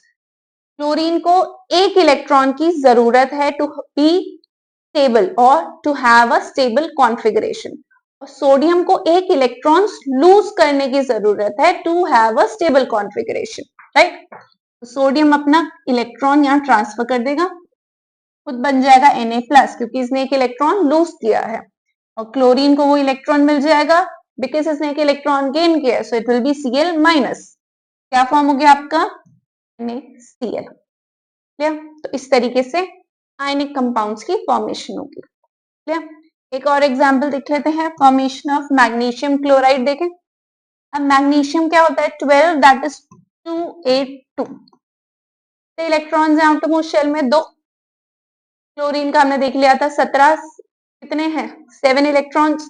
तो मैग्नीशियम अपना 1 इलेक्ट्रॉन एक क्लोरीन को देगा, दूसरा इलेक्ट्रॉन दूसरे क्लोरीन को देगा, and you will get MgCl magnesium chloride, fine. ये एग्जाम में पूछा जाता है to show the formation of sodium chloride, magnesium chloride, potassium chloride, ठीक है। इस तरीके से आप एग्जाम में शो कर देना। चलिए ये तो हो गई फॉर्मेशन कैसे होती है, दूसरी चीज आती है प्रॉपर्टीज ऑफ आयनिक कंपाउंड। क्या प्रॉपर्टीज है इनकी, सबसे पहले क्रिस्टलाइन स्ट्रक्चर होता है इनका, दे आर क्रिस्टलाइन सॉलिड्स, ठीक है। दूसरा high melting and high boiling point, क्योंकि ये जो फॉर्म हो रहे हैं एक पॉजिटिव और एक नेगेटिव आयंस फॉर्म हुए हैं, they are opposite to each other, तो इनके बीच में बहुत strong electrostatic force of attraction होता है, ठीक है, जिसकी वजह से इनका मेल्टिंग एंड बॉइलिंग पॉइंट बहुत हाई होगा। अट्रैक्शन स्ट्रॉन्ग है तो हीट ज्यादा करना पड़ेगा ना to break the bond, so they will have high melting and boiling point. Clear.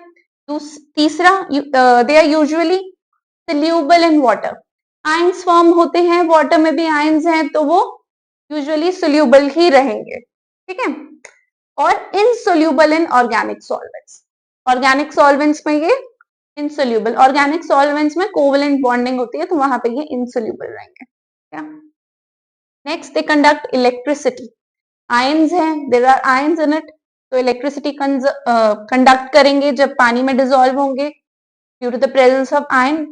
लेकिन अगर ये अपने सॉलिड स्टेट में हुए जहां इनका रिजिड स्ट्रक्चर है, वहां पे ये इलेक्ट्रिसिटी नहीं कंडक्ट करेंगे क्योंकि इनके आयंस फिक्स्ड हैं अपनी पोजीशन में, they are not free any more. तो जब भी इलेक्ट्रिसिटी कंडक्शन की बात आएगी, that will be in the molten form और इन वाटर। सॉलिड में, सॉलिड स्टेट में कोई इलेक्ट्रिसिटी कंडक्ट नहीं होगी आयनिक कंपाउंड्स की। क्लियर। तो this was your ionic compounds. चलिए अब हम स्टार्ट करते हैं मेटलर्जी के साथ। मेटलर्जी में क्या पढ़ना है हमें, हमने जितने भी देखे अभी तक मेटल्स, उनको कैसे एक्सट्रैक्ट कर सकते हैं, ठीक है, फ्रॉम द अर्थ क्रस्ट या सी से। ठीक है, तो देर आर डिफरेंट प्लेसेस जहां से इन मेटल्स को एक्सट्रैक्ट किया जाता है, राइट। वो अब हमें समझना है कैसे कर सकते हैं। तो सबसे पहले वो प्लेस जहां से मेटल का एक्सट्रैक्शन किया जाए प्रॉफिटेबली, जहां that means the place where we have that maximum amount of metal, है ना, कि ये मेटल सबसे ज्यादा पाया जाता है इस प्लेस पे, वो उस मेटल की क्या हो जाएगी, ओर। ठीक है, अब फर्स्ट स्टेप क्या होता है, step 1 is concentration of ore. Concentration of ore का मीनिंग क्या होगा कि आप अपनी ओर में उस मेटल को हाई कॉन्सेंट्रेशन पे ले आए। ठीक है, जिस भी मेटल की वो ओर है उसकी उस मेटल की कॉन्सेंट्रेशन उस ओर में बढ़ जाए। तो वो कैसे की जा सकती है, by removing the gangue particles. Now what are gangue particles, they are some impurities, जैसे सैंड हो सकता है, लाइमस्टोन, कुछ भी अदर देन दैट मेटल। ठीक है, वो उस मेटल को छोड़ के और जितनी भी इम्प्योरिटीज उसके अंदर है वो आ जाएंगे आपकी गैंग पार्टिकल्स में। ठीक है, सबसे पहले हम उसको रिमूव कर देंगे तो आपकी ओर क्या हो जाएगी, उस मेटल के लिए कॉन्सेंट्रेटेड हो जाएगी। ठीक है, फाइन। उसके बाद नेक्स्ट आता है स्टेप, वो जो स्टेप है that is conversion of that ore, जो भी ओर उसमें है उसको हम मेटल ऑक्साइड में कन्वर्ट करें। ठीक है, वो वाला जो स्टेप है मेटल ऑक्साइड या मेटल में ही आप मान लीजिए सीधा कन्वर्ट करें। ठीक है, वो जो स्टेप है वो स्टेप डिपेंडेंट है रिएक्टिविटी सीरीज पे। मींस जो हाईली रिएक्टिव मेटल्स है उनका एक्सट्रैक्शन का प्रोसेस डिफरेंट है, मॉडरेटली रिएक्टिव का डिफरेंट है और लीस्ट रिएक्टिव का डिफरेंट है। ठीक है, तो चलिए स्टार्ट करते हैं with metals of high reactivity.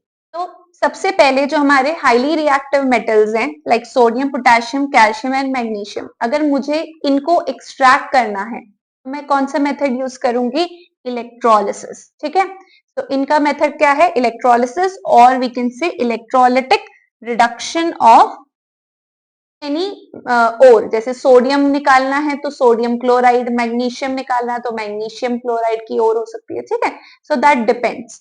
Fine, तो सोडियम क्लोराइड का मुझे एक्सट्रैक्शन करना है, सोडियम क्लोराइड में से मुझे सोडियम निकालना है। फाइन, तो NaCl आप लेंगे, NaCl will have Na plus and chloride minus ion. Cathode आपकी कैसी होती है, इट्स अ नेगेटिव इलेक्ट्रोड। ठीक है, तो सोडियम आपका कहाँ मिलेगा, कैथोड पे मिलेगा। एनोड आपकी पॉजिटिव इलेक्ट्रोड होती है तो यहाँ पे इस पर हमें क्लोरीन गैस मिल जाएगी। ठीक है, तो Na plus will gain 1 electron and form sodium at the cathode. Chloride क्या करेगा, अपना इलेक्ट्रॉन लूज करेगा और फॉर्म करेगा chlorine gas at the anode. ठीक है, इस तरीके से हम सोडियम निकाल सकते हैं। उसके बाद यहाँ पे हमें प्योर मेटल ही मिल जाएगा, फर्दर हमें कुछ करने की जरूरत नहीं। ठीक है, फिर आते हैं आपके मेटल्स ऑफ मॉडरेट रिएक्टिविटी, जैसे आयरन, जिंक, लेड। ठीक है, इनकी एक्सट्रैक्शन के लिए बेटा दो बड़े इंपॉर्टेंट प्रोसेस हैं जो हमें पता होने चाहिए। That is calcination and roasting. अब ये होते क्या है? कैल्सिनेशन बेटा उन ओर्स की होती है जो कार्बोनेटेड ओर्स होती है, जैसे Fe की कार्बोनेट ओर हो या जिंक की कार्बोनेट ओर हो, ठीक है, तो उनका हम कैल्सिनेशन करते हैं। कैल्सिनेशन में क्या होता है? Heating in the absence of air, absence of air या ऑक्सीजन कह दीजिए, ठीक है। देखिए यहाँ पे जिंक कार्बोनेट की ओर थी, हमने यहाँ कुछ भी ऑक्सीजन या कुछ ऐड नहीं किया, सिंपली इसको हीट किया, we get zinc oxide and carbon dioxide. Means इस वाले में आपको सबसे पहले क्या मिलता है? मेटल ऑक्साइड मिलता है, राइट। यही अगर इन मेटल्स की सल्फाइड की ओर्स होती, सल्फाइड ओर्स जैसे जिंक सल्फाइड, जिंक ब्लेंड भी कहते हैं इसे, राइट। रोस्टिंग कैसे की जाती है? Heating in the presence of air या ऑक्सीजन के, राइट। जिंक सल्फाइड को ऑक्सीजन के प्रेजेंस में हीट करेंगे, will get zinc oxide plus sulphur dioxide, right. तो यहाँ पे भी हमें क्या मिल गया? मेटल ऑक्साइड मिल गया। मींस मॉडरेट रिएक्टिविटी में कॉन्सेंट्रेशन ऑफ ओर के बाद हमारे पास दो प्रोसेस है, कैल्सिनेशन और रोस्टिंग। कैल्सिनेशन होगी कार्बोनेटेड ओर्स की, रोस्टिंग होती है सल्फाइड ओर्स की। इन दोनों प्रोसेस में हमें क्या मिल जाते हैं? Metal oxides. चाहिए क्या हमें? मेटल। दैट मीन्स अब मेटल ऑक्साइड को हमें फर्दर क्या करना पड़ेगा? रिड्यूस करना पड़ेगा to get the metal. For that we need a reducing agent. Yes, जैसे यहाँ मैंने जिंक ऑक्साइड में कार्बन एक रिड्यूसिंग एजेंट डाला, तो मेटल ऑक्साइड से मुझे मेटल मिल गया जिंक। अब ये जो मेटल मिला है, ये मेटल प्योर नहीं है, इम्प्योर है। इसको प्योर करने के लिए हमें क्या करना पड़ेगा? रिफाइनिंग। रिफाइनिंग कैसे की जाती है? इलेक्ट्रोलिसिस। इलेक्ट्रोलिसिस में again we need one cathode one anode. Cathode आपकी प्योर मेटल की होगी और इम्प्योर मेटल की एनोड होगी। यस, तो कैथोड पे आपका उस सोल्यूशन में से प्योर मेटल डिपॉजिट होता जाएगा, ठीक है, और इम्प्योर मेटल की जो एनोड है वहां से आपका मेटल निकलेगा और वहां पे डिपॉजिट होता जाएगा। फाइन, तो ये हम इलेक्ट्रोलिटिक सोल्यूशन वहां पे कर लेंगे, ठीक है। फिर आ जाते हैं metals of low reactivity, copper, silver, mercury, gold. इनकी सल्फाइड की ओर्स होगी तो क्या होगा? रोस्टिंग। रोस्टिंग क्या होते हैं? Heating in the presence of air. वहां से हमें मिलेगा मेटल, ठीक है। पहले मेटल ऑक्साइड, फिर रिड्यूस करोगे मेटल, मेटल की हम क्या कर देंगे? फिर रिफाइनिंग, ठीक है। तो मैंने आपकी पूरी मेटलर्जी को इस फ्लो चार्ट में एक्सप्लेन करने की कोशिश की है कि जिससे आप फटाफट एग्जाम से पहले बस एक बार देखें और रिवाइज कर लें, है ना। You can take a screenshot of the slide as well, clear. चलिए आगे देखते हैं। अच्छा, अब कुछ हमारे इम्पॉर्टेंट रिएक्शंस हैं मेटलर्जी की जो एग्जाम में कई बार पूछी जाती हैं, so I have taken those also, ठीक है। मैंने यहाँ पे वो दे दिए हैं जिससे आप रिवाइज कर सकें। पहली रिएक्शन है थर्माइट रिएक्शन। थर्माइट रिएक्शन क्या है? ये आपकी आयरन ऑक्साइड की रिडक्शन की रिएक्शन है, फाइन। कहाँ पे यूज होती है? In welding broken pieces of iron objects like railway tracks, इन सब जगह पे यूज होती है। फाइन, रिएक्शन क्या है? Fe2O3 मेटल ऑक्साइड है, रिड्यूसिंग एजेंट एल्यूमिनियम। एल्यूमिनियम इसको रिड्यूस करके खुद बना लेगा Al2O3 एल्यूमिनियम ऑक्साइड, और आयरन आपको मिल जाएगा यहाँ पे in the liquid form, clear. This molten iron is then used to weld the broken pieces, broken iron pieces, clear. तो वेल्डिंग के काम आता है ये बहुत ज्यादा, ओके। ये रिएक्शन इंपॉर्टेंट है एग्जाम में, एमसीक्यू या कहीं ना कहीं पूछ लेते हैं, कभी थियोरी सब्जेक्टिव में कहीं पे भी, ठीक है। उसके बाद आती है एक्सट्रैक्शन ऑफ मरकरी, ये भी बहुत इंपॉर्टेंट है। इसकी ओर का नाम हमें पता होना चाहिए। ओर ऑफ मरकरी का नाम क्या है? सिनाबार, ठीक है, that is mercury sulphide, HgS, okay. Sulphide की ओर है, स्टेप 1 क्या होगा? Roasting. Roasting in the presence of oxygen means heat करेंगे ऑक्सीजन के प्रेजेंस में, will get mercury oxide and sulphur dioxide. फिर स्टेप 2 जो है इसका, उसमें हम इसको हीट करते हैं at 300 degree Celsius to reduce this metal oxide to metal. कोई रिड्यूसिंग एजेंट नहीं यूज कर रहे हैं, हम इसको सिंपली हीट कर रहे हैं at 300 degree Celsius to get your metal from the metal oxide, clear. तो extraction of mercury. Then comes extraction of copper. Copper की एक्सट्रैक्शन कैसे होती है? copper glands. This is the ore of copper, copper sulfide. Sulphide तो step 1 क्या हो जाएगा? Roasting. Easy. Sulphide की ओर देखते ही समझ जाना चाहिए स्टेप 1 क्या है? Roasting. Roasting and heating in the presence of oxygen get copper oxide and sulfur dioxide. अब इसमें एक बड़ी इंटरेस्टिंग चीज होती है. ये लेट्स से आपके पास ये कॉपर सल्फाइड है, आप इसको कन्वर्ट कर रहे हो कॉपर ऑक्साइड में, ठीक है. एक समय ऐसा आया जितना ऑक्सीजन था वो पूरा यूज हो गया, ठीक है. जितना भी ऑक्सीजन था वो पूरा यूज हो गया, लेकिन आपका रिएक्शन मिक्सचर में थोड़ा सा कॉपर सल्फाइड बच गया, ठीक है. वो बचा हुआ कॉपर सल्फाइड नए बने हुए कॉपर ऑक्साइड के साथ रिएक्ट करके it can reduce it to copper and sulphur dioxide, ठीक है. क्या हो रहा है, आप जब इस ऑक्सीजन के साथ रोस्टिंग कर रहे थे रिएक्शन मिक्सचर में, क्या हुआ, आपका ऑक्सीजन पूरा खत्म हो गया, एग्जॉस्ट हो गया, फाइन. तो बचा हुआ copper sulphide will react with the formed copper oxide and reduce it to copper, और आपको कॉपर मेटल मिल जाएगा. तो ये with in the reaction mixture ही आपको कॉपर मेटल मिल जाएगा. फिर फर्दर आप उसकी रिफाइनिंग कर सकते हो to get the pure metal. Clear? ठीक है. तो ये हो गई हमारी मेटलर्जी फिनिश. एक्सट्रैक्शन सब मेटल्स का हमने डिफरेंट डिफरेंट ओर से देख लिया.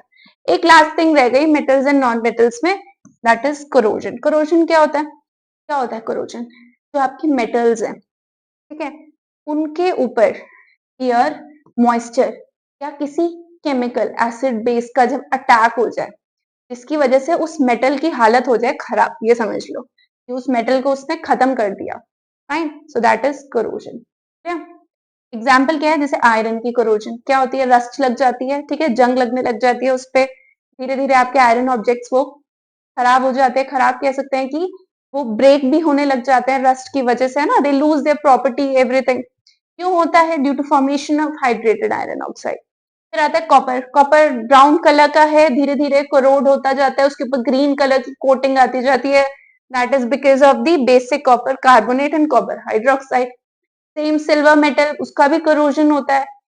अगर आप कुछ सिल्वर वेयर पहन रहे हो तो धीरे धीरे एटमॉस्फेयर में आपकी जो सल्फाइड है उसके साथ वो रिएक्ट करेगा, सिल्वर सल्फाइड बनाएगा और सिल्वर आपका ब्लैक हो जाएगा. So these are the examples of corrosion of the different metals. ठीक है.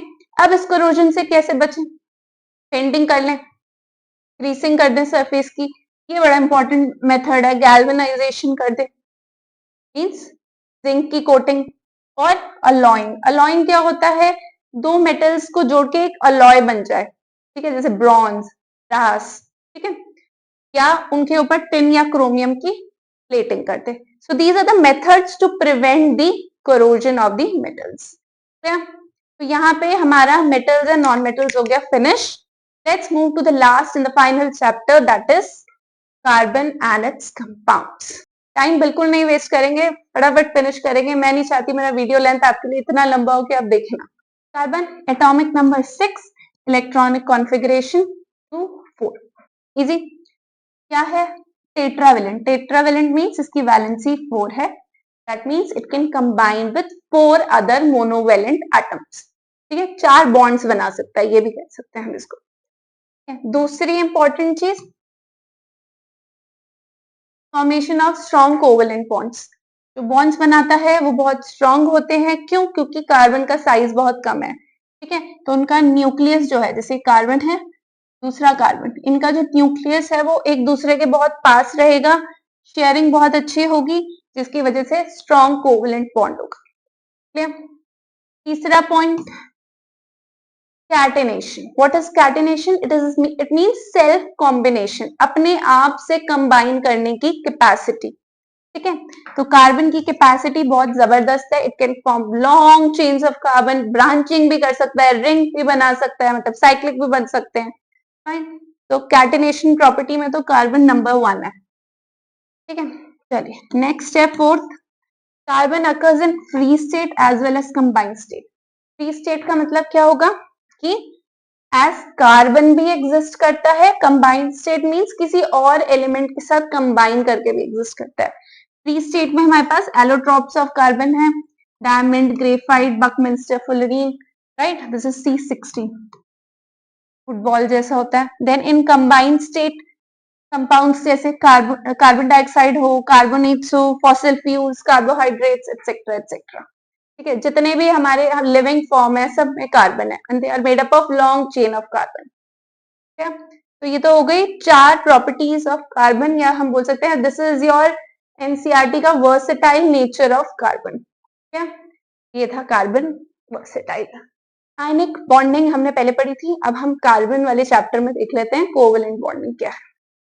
चलिए, कोवेलेंट बॉन्डिंग मैंने आपको बताया था कैसे फॉर्म होती है, बाय शेयरिंग ऑफ इलेक्ट्रॉन्स। ठीक है, दूसरी कब होती है, एक नॉन मेटल दूसरे नॉन मेटल के साथ कंबाइन कर रहा हो। ठीक है, नेक्स्ट पॉइंट, किस तरीके के बॉन्ड्स होते हैं, सिंगल बॉन्ड हो सकता है, डबल बॉन्ड हो सकता है, ट्रिपल बॉन्ड हो सकता है। सिंगल बॉन्ड कैसे होगा, जब 2 इलेक्ट्रॉन शेयर होंगे, जैसे ये H2 है, हाइड्रोजन के पास एक इलेक्ट्रॉन है, दूसरे हाइड्रोजन के पास भी एक इलेक्ट्रॉन है, शेयरिंग कर ली।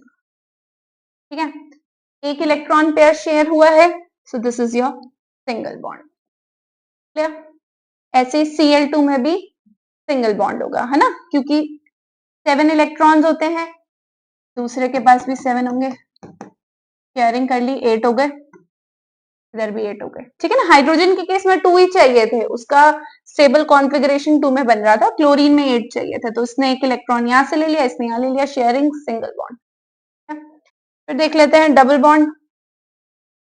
Double bond form by sharing of 2 pairs of electron, जैसे ऑक्सीजन में, ऑक्सीजन के पास कितने होते हैं इलेक्ट्रॉन, 6 आउटरमोस्ट शेल में, दूसरे ऑक्सीजन के पास भी 6 है। ठीक है, ये हो गया, शेयरिंग करके इसने भी स्टेबल 8 कर लिया, इसने भी स्टेबल 8 कर दिया, 2 pairs of electron, so this is double bond. Then comes your triple bond, nitrogen के बीच में दिखा देते हैं, नाइट्रोजन हैज 5 इलेक्ट्रॉन्स, ये लीजिए, इसमें भी 8 कर लिए पूरे, इसमें भी 8 कर लिए, 3 बॉन्ड्स बन गए, triple bond. Clear, so single bond 1 pair, double bond 2 pairs of electron, triple bond 3 pairs of electron, so these are the 3 types of bonds। ठीक है, चलिए अब बॉन्डिंग इन कार्बन और समझ लेते हैं। कार्बन के पास क्या होते हैं, 4 इलेक्ट्रॉन होते हैं आउटरमोस्ट शेल में, तो या तो वो क्या करे, गेन कर सकता था 4 इलेक्ट्रॉन, या तो लूज कर सकता था, लेकिन कार्बन ना ही बेचारा गेन कर पाता है, क्योंकि इतना छोटा है कि 6 और प्रोटॉन, मतलब 6 प्रोटॉन और 6 इलेक्ट्रॉन्स को कैसे होल्ड करें, समझो ना, देखो 6 प्रोटॉन्स थे, 6 इलेक्ट्रॉन्स थे। ठीक है, अब 4 और गेन कर लेता तो 10 इलेक्ट्रॉन हो जाता, तो कितना हैवी हो जाता उसके लिए 6 प्रोटॉन को 10 इलेक्ट्रॉन को होल्ड करना, ये भी मुश्किल। फिर लूज भी नहीं कर सकता, क्योंकि एक इलेक्ट्रॉन निकालने के लिए कुछ आयनाइजेशन एनर्जी लगती है, 4 इलेक्ट्रॉन निकालने के लिए तो कितनी ज्यादा आयनाइजेशन एनर्जी चाहिए होगी। ठीक है, सो this is also very difficult. तो कार्बन क्या कहता है, भैया ना मैं गेन करूंगा ना मैं लूज करूंगा, मैं तो शेयर करूंगा। क्या, तो कार्बन क्या कर लेता है बेटा, शेयरिंग ऑफ इलेक्ट्रॉन, हाँ जी, sharing of valence electrons with other atoms of carbon. Done, ठीक है, ये तो हो गया कि कार्बन क्यों शेयरिंग करता है, क्वेश्चन आ जाए तो ये हम एक्सप्लेन कर देंगे। फिर प्रॉपर्टीज क्या होती है कोवेलेंट बॉन्ड की, स्ट्रॉन्ग बॉन्ड बनाते हैं विद इन द मॉलिक्यूल, खुद के अंदर तो स्ट्रॉन्ग है पर दूसरे के साथ उतना स्ट्रॉन्ग बॉन्ड नहीं होता। ठीक है, इंटरमोलिकुलर फोर्सेस वीक होते हैं, जिसकी वजह से इनका मेल्टिंग बॉइलिंग पॉइंट लो होगा, जबकि आयनिक कंपाउंड्स के स्ट्रॉन्ग इंटरमोलिकुलर फोर्सेस भी हैं, इसलिए उनके high melting and boiling points है, लेकिन कोवेलेंट कंपाउंड्स में low melting and boiling points है। तो ये डिफरेंस याद रखते हैं, अगर आ जाए कि डिफरेंस बताइए आयनिक एंड कोवेलेंट में। Clear, okay, then ionic covalent compounds are poor conductor of electricity, क्योंकि आयंस तो है ही नहीं, फ्री तो कोई है ही नहीं, चार्ज पार्टिकल्स तो है ही नहीं, तो कंडक्टर कैसे होगा। And so this is your covalent compound और covalent bonding. Okay, now आ जाते हैं electron dot structure of carbon compounds. चलिए, ये भी एग्जाम में कई बार, कई क्या बहुत इंपॉर्टेंट पूछा जाता है। पहले देख लेते हैं मीथेन का। मीथेन यहाँ पे भी बना हुआ है, मैं आपको एक बार थोड़ा एक्सप्लेन भी कर देती हूँ। कार्बन के पास कितने इलेक्ट्रॉन होते हैं बताइए, 4। ठीक है, तो ये 4 और मोनोवेलेंट एटम्स के साथ कंबाइन कर सकता है। मीथेन का स्ट्रक्चर है CH4, लेट्स से 4 हाइड्रोजन यहां से जुड़ गए। ठीक है, तो हाइड्रोजन ने बना लिया ये सिंगल बॉन्ड, एक सिंगल बॉन्ड, सिंगल बॉन्ड, एक सिंगल बॉन्ड, और कार्बन को कितने चाहिए 8 इलेक्ट्रॉन्स, 1 2 3, ठीक है। तो कार्बन ने कितने बनाए देखो, 1 2 4, 4 सिंगल बॉन्ड्स बनाए, ठीक है ना, यस क्या। तो कार्बन ने 4 सिंगल बॉन्ड्स बनाए विथ हाइड्रोजन, ठीक है ना, 1 2 3 4। अगर एग्जाम में पूछ ले कि मीथेन में कितने बॉन्ड्स हैं, सिंगल बॉन्ड्स है, देयर आर 4 बॉन्ड्स, ठीक है। इस तरीके से हम ईथेन का भी बना सकते हैं। देखिए यहाँ पे कार्बन के पास 4 इलेक्ट्रॉन, इसके पास भी 4 इलेक्ट्रॉन्स, देखिए 1 2 3 4, हाइड्रोजन से एक एक लेके और शेयरिंग करके अपना स्ट्रक्चर बना दिया। तो यहाँ पे कितने सिंगल बॉन्ड्स हैं, 1 2 3 2 3 4 5 6 7, 7 बॉन्ड्स हैं। इथीन देख लेते हैं। इथीन, इथीन क्या है, C2H4, ठीक है। यहाँ पे डबल बॉन्ड का फॉर्मेशन है। तो ये जो कार्बन के हैं ना, आप इनमें 2 इलेक्ट्रॉन्स यहाँ दिखा दीजिए, एक एक इलेक्ट्रॉन इधर दिखा दीजिए, तो ऐसे, ठीक है। तो अब यहाँ पे एक हाइड्रोजन, यहाँ एक हाइड्रोजन, एक हाइड्रोजन, यहाँ एक हाइड्रोजन, ये तो हो गया आपका। हाइड्रोजन ने कर ली अपनी शेयरिंग, अब कार्बन, ये वाला कार्बन करेगा, सो 1 2 3 4 5 6 7 8, ठीक है। ऐसे दूसरा कार्बन भी कर लेगा, ठीक है। बन गया आपका स्ट्रक्चर, ठीक है, डबल बॉन्ड बन गया, yes, C double bond C और 4 हाइड्रोजन, ठीक है। This is your ethene. ऐसे ही इथाइन भी बना देंगे हम, C triple bond C H H, ठीक है। तो 3 इलेक्ट्रॉन यहाँ दिखा दीजिएगा, 3 यहाँ पे, एक एक इधर, इस तरीके से हम इथाइन का स्ट्रक्चर दैट इज C2H2 बना देंगे। Clear. So this is your electron dot structure of carbon compounds. कोई भी कंपाउंड हो जाए, कोई भी ऑर्गेनिक कंपाउंड आ जाए, आप उसमें इस तरीके से इलेक्ट्रॉन्स को शो करके उसका इलेक्ट्रॉन डॉट स्ट्रक्चर बना सकते हैं, ठीक है। चलिए नेक्स्ट, ओके, होमोलोगस सीरीज।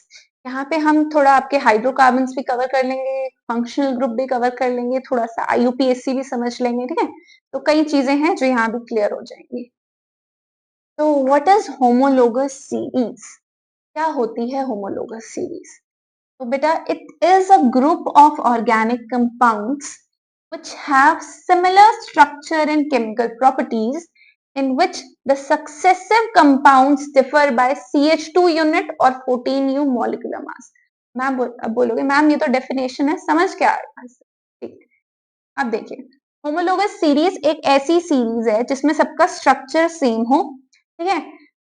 एक से दूसरे तक में क्या डिफरेंस हो सकता है, CH2 यूनिट का डिफरेंस हो सकता है या 14U molecular mass. 14U molecular mass means carbon का 12 होता है, हाइड्रोजन का 1, so there are 2 hydrogen, so total mass would be 14, ठीक है। तो ये डिफरेंस है। जरा देखते हैं, यहाँ पे हम और अच्छे से समझ लेंगे। ऑल्सो एक बड़ी इंपॉर्टेंट चीज देख लेते हैं, मॉलिक्यूलर मासेस जैसे जैसे इंक्रीज होता है वैसे वैसे मेल्टिंग एंड बॉइलिंग पॉइंट भी इंक्रीज होता है। तो होमोलोगस सीरीज में जैसे जैसे हम नीचे जाएंगे, सक्सेसिव कंपाउंड्स की तरफ जाएंगे, मेल्टिंग एंड बॉइलिंग पॉइंट भी इंक्रीज होंगे, ठीक है। तो अब इनको समझने के लिए पहले देख लेते हैं ये है क्या। ये है बेटा हाइड्रोकार्बन। हाइड्रोकार्बन मींस ये किससे बने हुए हैं, हाइड्रोजन एंड कार्बन से, ठीक है। These are the compounds of carbon and hydrogen. तो 2 तरह के हाइड्रोकार्बन होते हैं, एक होते हैं सैचुरेटेड, एक होते हैं unsaturated. Saturated means they have carbon carbon single bond, और अनसैचुरेटेड में डबल और ट्रिपल दोनों हो सकते हैं। सिंगल बॉन्ड का सबसे पहला एग्जांपल है alkanes, double is your alkenes and triple is your alkynes. ये इनके नाम है, याद रखना। सिंगल बॉन्ड वाले कौन है, हाइड्रोकार्बन, एल्केन्स, डबल वाले एल्कीन्स, ट्रिपल वाले एल्काइंस, क्लियर। चलिए, तो मेंबर्स ऑफ हाइड्रोकार्बन या एल्केन सीरीज पहले देख लेते हैं, ठीक है। यहाँ पे मैंने दिया है नंबर ऑफ कार्बन एटम्स, उसके बेसिस पे एल्केन का नेम और स्ट्रक्चर और फॉर्मूला भी दे सकते हैं। अब यहाँ पे फॉर्मूला मैं आपको बता दूंगी कैसे लिखना है, ठीक है। अगर तो एक कार्बन एटम होगा तो नाम शुरू होता है बेटा मेथ से, क्योंकि ये एल्केन है तो ये बन जाएगा मीथेन, ठीक है। दिस सिंगल कार्बन एटम, तो 4 हाइड्रोजन जुड़ जाएंगे CH4, क्लियर। 2 कार्बन एटम्स होंगे तो नाम शुरू होगा एथ, क्योंकि ये एल्केन है तो ईथेन। अब ये मैं आपको बनाना सिखाती हूँ कैसे बनेगा। ऐसे ये रिवीजन चीज है, इसमें इतना सिखाने की जरूरत होनी नहीं चाहिए, बट स्टिल। तो 2 कार्बन है, ठीक है। इस कार्बन ने एक बॉन्ड बना लिया है। कार्बन मैक्सिमम 4 बॉन्ड बना सकते हैं, 4 से ज्यादा नहीं बना सकता, ठीक है। तो दैट मीन्स इस वाले कार्बन के साथ 3 हाइड्रोजन जुड़ जाएंगे, इसके साथ भी 3 जुड़ जाएंगे। तो this is your CH3, single bond CH3, या आप इसका अगर फॉर्मूला लिखें तो क्या बन जाएगा, C2H6। यस, ठीक है। अब जरा देखिए, मैंने आपको बोला था होमोलोगस सीरीज में CH2 का फर्क होगा, तो CH4 से C2H6 में जा रहे हैं, तो देखो प्लस CH2 हो रहा है, एक कार्बन जुड़ गया C2 और 2 हाइड्रोजन जुड़ गए तो H6, राइट। 14U मॉलिक्यूलर मास का भी है। तो मीथेन का नेक्स्ट होमोलोगस कौन हो गया, इथेन। इथेन का नेक्स्ट होमोलोगस कौन है, प्रोपेन। देख लेते हैं, 3 कार्बन एटम्स होंगे तो प्रोप, फाइन, प्रोपेन, तो 1 2 3, ठीक है। C3, हाइड्रोजन कितने हैं, H8। इसको भी एक बार बना के दिखा देती हूँ। 1 2 3, 3 कार्बन हो गए। पहले वाला कार्बन एक बॉन्ड बना चुका है, 3 हाइड्रोजन लगेंगे। ये वाले कार्बन ने 2 बॉन्ड्स बना लिए हैं, तो 2 हाइड्रोजन। इसने एक बनाया है तो 3। फॉर्मूला देखो क्या होगा, CH3 CH2 CH3, sorry structure ये हो गया, formula will be C3H। Clear. तो ऐसे प्रोपेन, ऐसे आप ब्यूटेन नेक्स्ट बना सकते हैं, that would be C4H10, then we have 5 वाला pentane, that is C5H12, 6 hexane. इस तरीके से आप पूरे प्रैक्टिस कर लेंगे। अच्छा, एक और इम्पोर्टेंट चीज यहाँ पे हमें देखने को मिल रही है, इसका जनरल फॉर्मूला। तो एल्केन का जनरल फॉर्मूला आप लिख लीजिए, CnCnH2n प्लस, तो इसका जनरल फॉर्मूला है, दैट इज, अगर n is your number of carbon atoms, तो अगर n 1 है तो 1 H2 multiplied with 2, sorry 1, so 2 1 2 plus 2 4, तो CH4, अब यहाँ पे 2 हो जाता, 2 into 2 4 plus 2 6, C2H6, 3 हो जाता C3, 2 into 3 6 plus 2 8। इस तरीके से आप किसी भी एल्केन का फॉर्मूला में निकाल सकते हैं। फाइन, नेक्स्ट आ जाते हैं आपके एल्कीन्स। एल्कीन्स में भी सेम चीज ही अप्लाई होगी, ठीक है। वही मेथ एथ प्रोप ब्यूट, ये तो सेम रहेगा, ठीक है, बिकॉज ये नंबर ऑफ कार्बन एटम्स पे डिपेंडेंट है। अब इसका नाम एंड होगा इन, इन से, देख रहे हो, क्योंकि वो एल्केन थे, उनका नाम एंड हो रहा था एन से, अभी इन है तो इनका नाम एंड होगा इन से। सिंगल कार्बन से आपका एल्कीन नहीं बन सकता, क्योंकि 2 कार्बन के बीच में डबल बॉन्ड होने चाहिए। तो यहाँ पे सीरीज स्टार्ट होगी इथीन से, CH2 डबल बॉन्ड CH2। देखिए यहाँ पे 2 कार्बन ने डबल बॉन्ड बना दिया, ऑलरेडी 2 बना चुका है, तो 2 ही और बनेंगे। This is CH2 double bond CH2, formula क्या हो जाएगा, C2H4। क्लियर। ऐसी प्रोपीन भी देखिए, बॉन्ड एक ही डबल बना देना, 2 मत बना लेना, ठीक है। C यहाँ पे मैंने देखो बना दिया, C डबल बॉन्ड C। अब इसने ऑलरेडी 2 बना दिया, तो 2 हाइड्रोजन। इस वाले कार्बन के 3 बॉन्ड्स बन चुके थे, तो 1 हाइड्रोजन, यहाँ सिंगल बॉन्ड, इसका सिर्फ एक ही बॉन्ड बना, तो यहाँ 3 हाइड्रोजन लग सकते हैं। ठीक है, तो this will be C3H6। Yes, propene. ऐसे ब्यूटीन, पेंटीन एंड हेक्सीन के भी हम स्ट्रक्चर एंड फॉर्मूलाज लिख सकते हैं। फाइन, यहाँ पे अगर मैं जनरल फॉर्मूला की बात करूं, तो मेरा जनरल फॉर्मूला क्या हो जाएगा एल्कीन्स में, CnH2n।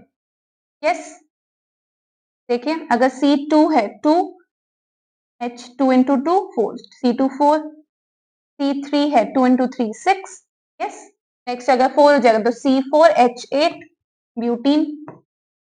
क्या तरीके से हम सारे स्ट्रक्चर्स लिख सकते हैं।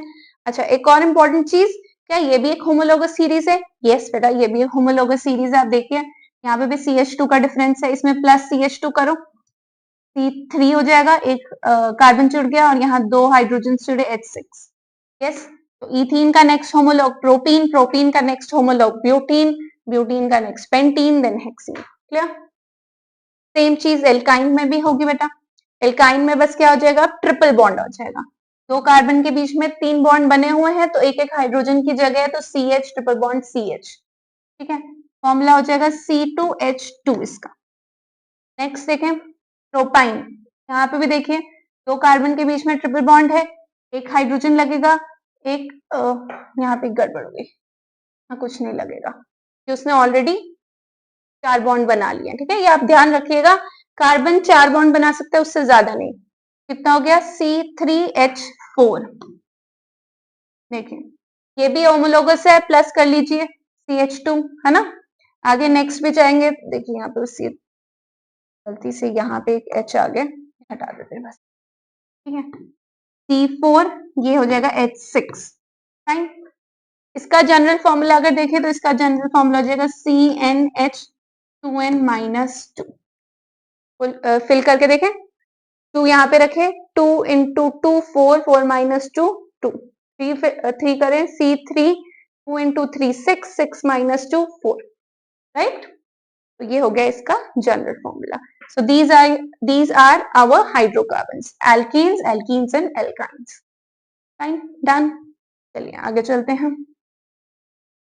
ओके, ये कुछ और फंक्शनल ग्रुप्स हैं हमारे पास, like halo alkene. Halo alkene क्या होता है, आपके एल्कीन के साथ कोई हैलोजन जुड़ जाए, हैलोजन जैसे फ्लोरीन, क्लोरीन, ब्रोमीन, आयोडीन, ये आपके हैलोजन है। तो इनका नाम कैसे बढ़ जाता है, जैसे मेरे पास मीथेन है, ठीक है, मीथेन क्या है, 4 हाइड्रोजन है। अब एक हाइड्रोजन हटके वहां पे Cl आ गया, क्लोरीन आ गया। ठीक है, तो फॉर्मूला हो जाएगा CH3Cl। फाइन, और नाम क्या हो जाएगा, क्लोरोमीथेन। ठीक है, क्योंकि सिंगल कार्बन है। फाइन, ऐसे देखो यहाँ पे 2 कार्बन थे CC, तो ये इथेन का स्ट्रक्चर था, एक हाइड्रोजन हटके क्लोरीन लग गया तो क्लोरोइथेन। फाइन, यहाँ पे हमने ब्रोमीन लगा दिया तो ब्रोमोमीथेन था, ये सिंगल कार्बन है। ऐसे प्रोपेन में भी आ सकता है, ब्यूटेन में भी आ सकता है।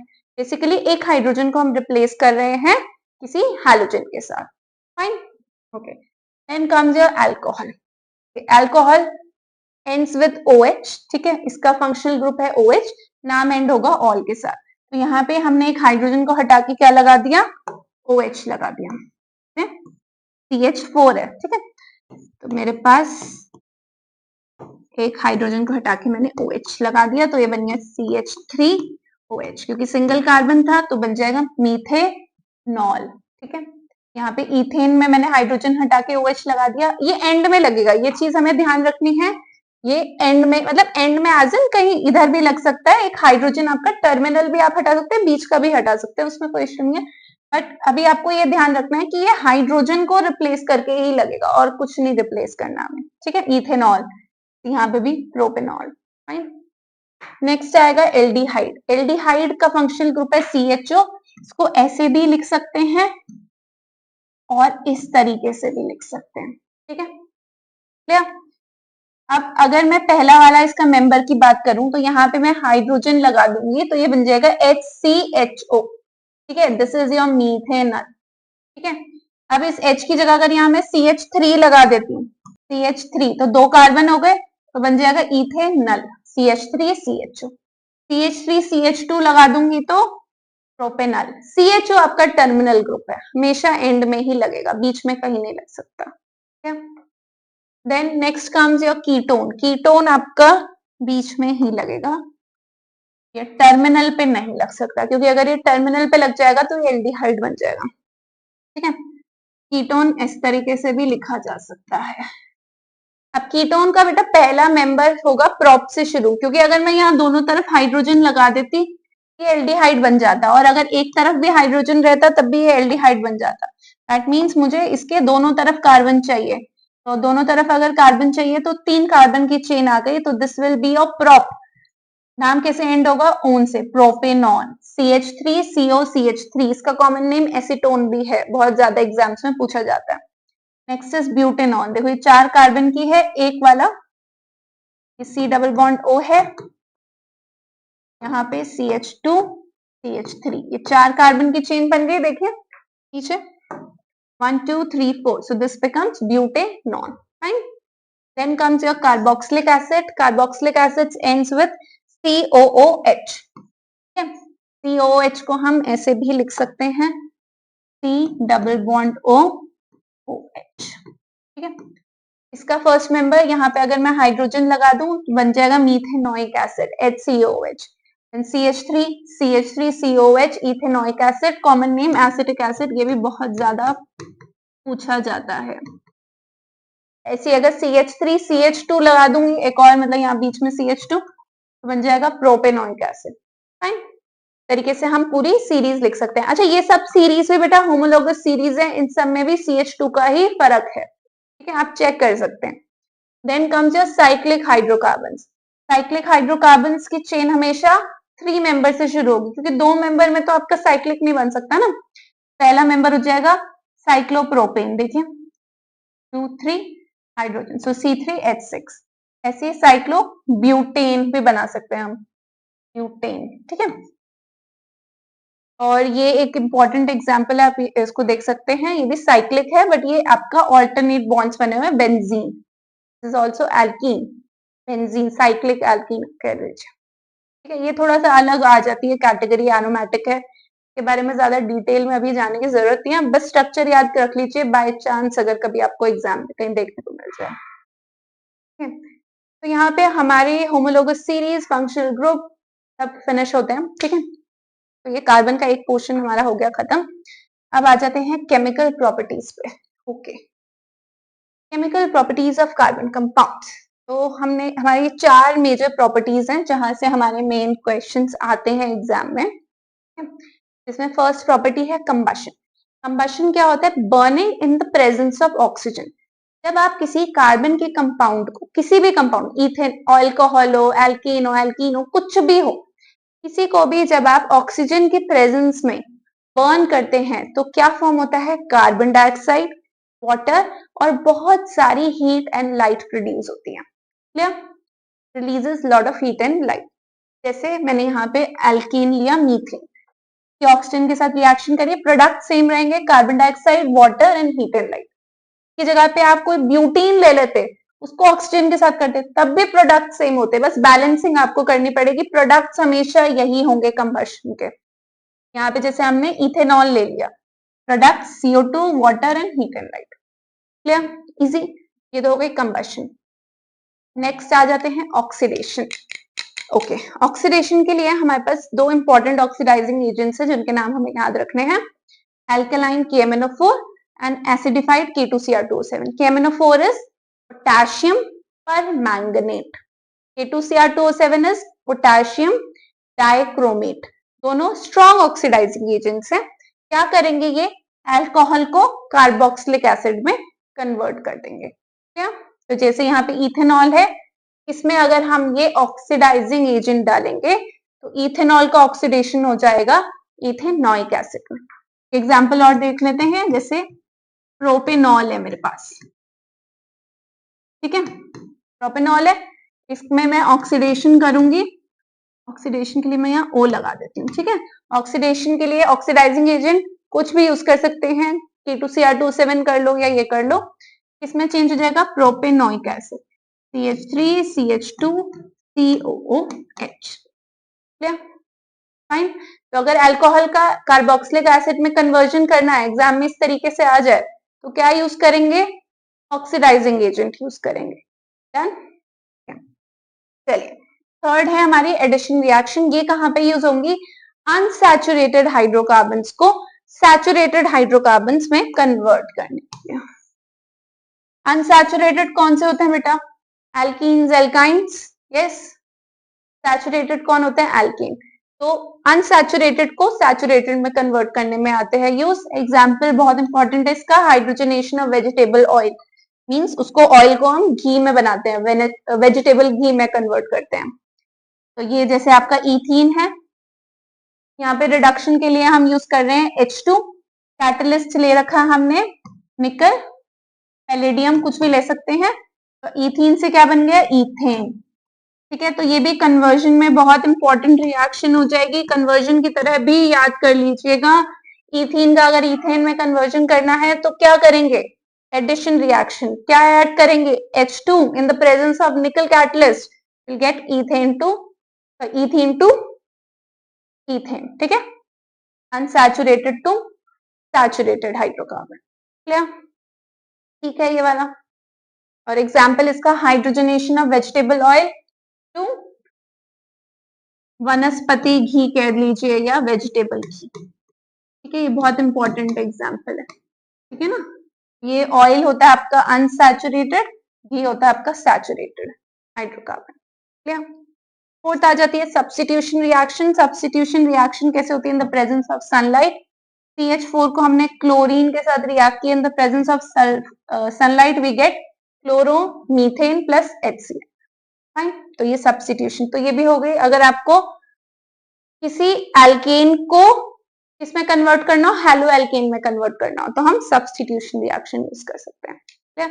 तो ये 4 रिएक्शंस है जो याद रखनी है, combustion, oxidation, addition and substitution. ये चारों रिएक्शंस कई बार आपको कन्वर्जन की तरह भी एग्जाम में पूछी जा सकती हैं, क्लियर। चलिए अब ये दो बड़ी इंपॉर्टेंट चीजें, इथेनॉल और इथेनॉइक एसिड, इनकी प्रॉपर्टीज और इनकी रिएक्शंस को समझ लेते हैं। तो पहला है इथेनॉल। इथेनॉल का फॉर्मूला क्या होता है, CH3CH2OH। कहाँ यूज होता है, मेडिसिन में, लाइक कफ सिरप्स में, tincture of iodine, tincture of iodine में सॉल्वेंट होता है अल्कोहल, ठीक है। देन इस पे अगर मैं सोडियम की रिएक्शन कराऊं, इथेनॉल प्लस सोडियम, तो क्या बन जाएगा, sodium ethanoid plus hydrogen gas, clear, ठीक है। या अगर मैं इस अल्कोहल का डिहाइड्रेशन कर लूं, ठीक है, ये भी कन्वर्जन में बहुत इंपॉर्टेंट आती है, dehydration of alcohol. Dehydration of alcohol कैसे होती है, यूजिंग कॉन्सेंट्रेटेड सल्फ्यूरिक एसिड। वो क्या करता है, अल्कोहल में से वाटर को निकाल देता है बाहर और अल्कोहल आपका कन्वर्ट हो जाता है एल्कीन में। तो यहाँ पे जैसे आप देखिए इथेनॉल है, ठीक है, इसमें हमने यूज किया concentrated H2SO4, it's a dehydrating agent, तो ये कन्वर्ट हो जाएगा आपका इथीन प्लस वाटर आपका बाहर आ गया, ठीक है। तो ये तो हो गया ethanol. Then comes ethanoic acid. Ethanoic acid को हम कॉमनली एसिटिक एसिड भी कहते हैं, it is found in vinegar. Formula is CH3COOH। Base के साथ अगर रिएक्शन करूंगी, क्योंकि एसिड है, बेस के साथ क्या बनाएगा, सॉल्ट एंड वाटर, ठीक है, सोडियम इथेनॉइड, राइट, फाइन। अच्छा ये सोडियम इथॉक्साइड था, ये सोडियम इथेनॉइड, ठीक है। चलिए then reaction with carbonates and hydrogen carbonates अगर बात करें तो एसिटिक एसिड हमारी Na2CO3, यहाँ पे रिएक्शंस भी हमने एसिड्स एंड बेसिस में देखी हुई है। अगर एसिड अगर कार्बोनेट के साथ करता है तो salt plus CO2 and water, same hydrogen carbonate के साथ करेगा तो salt plus CO2 and water, same reaction से, बस एसिड अब आपका वो HCl वाला नहीं है, ये इथेनॉइक एसिड है, ठीक है। तो प्रोडक्ट वही है, सोडियम इथेनॉइड और side product CO2 and water, clear. ये हमारा इथेनॉल और इथेनॉइक एसिड हो गया, ये दोनों एग्जाम में पूछे जाते हैं। और एक ये रिएक्शन एस्टेरिफिकेशन की स्टडीज में कई बार आती है। क्या है ये रिएक्शन, ये रिएक्शन है आपकी इथेनॉल और इथेनॉइक एसिड के बीच की। क्या होता है इनमें, जब आपका इथेनॉल और इथेनॉइक एसिड आपस में रिएक्ट करते हैं तो क्या फॉर्म होता है, ester. It is a sweet smelling substance, fruity smell होती है एस्टर की। फॉर्मूला देखो यहीं से बन के आ जाएगा, CH3, मैं आपको एक बार यहाँ लिख के भी बता देती हूँ, जैसे CH3COOH, आप इसको ऐसे लिख लीजिए, CH3C डबल बॉन्ड OH, और दूसरा क्या है, इथेनॉल है, ठीक है। मैं इसको इथेनॉल को इस तरीके से लिख रही हूँ, C2H5 और OH यहाँ दे रही हूँ, ठीक है। अब क्या करें हम, इसमें से हम वाटर निकाल देते हैं, यहाँ से H, यहाँ से OH ले लेते हैं और इनको कंबाइन कर देते हैं, ये बन जाएगा CH3C double bond O C2H5। तो this is your ethyl ethanoid, और ये वाटर आपका साइड प्रोडक्ट की तरह बाहर आ गया। इस तरीके से हम एस्टेरिफिकेशन की रिएक्शन लिखते हैं, फाइन। अब इस एस्टेरिफिकेशन की ऑपोजिट रिएक्शन है सपोनिफिकेशन। इसमें क्या करेंगे, जो हमारा यहाँ पे इथाइल इथेनॉइड फॉर्म हुआ था, एस्टर फॉर्म हुआ था, अगर हम उसे NaOH के साथ रिएक्ट करें, So we'll get back our alcohol and the sodium salt of ethanoic acid. Clear?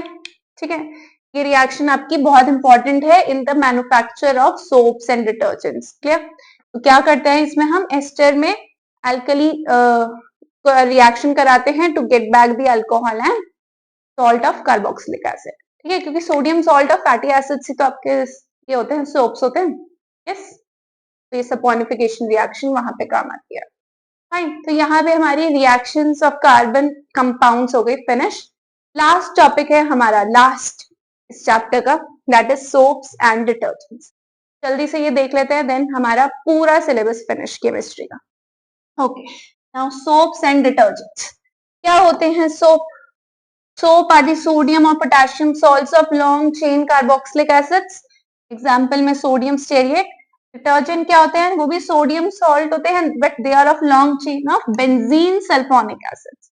ठीक है, example sodium L'Oréal sulphate. Clear? ये तो हो गई इनकी डेफिनेशन, दोनों बेसिक होते हैं. ठीक है, अब जो सोप है आप उसको हार्ड वाटर के साथ यूज नहीं कर सकते, क्योंकि हार्ड वाटर में क्या होता है? कैल्शियम मैग्नीशियम सॉल्ट्स होते हैं. तो सोप इनके साथ रिएक्ट करता है और एक वाइट स्टिकी सब्सटेंस बना लेता है, जिसे हम कहते हैं स्कम. ठीक है, इसीलिए सोप हम हार्ड वाटर के साथ रिएक्ट नहीं करते, उसके लिए हमारे पास है डिटर्जेंट्स.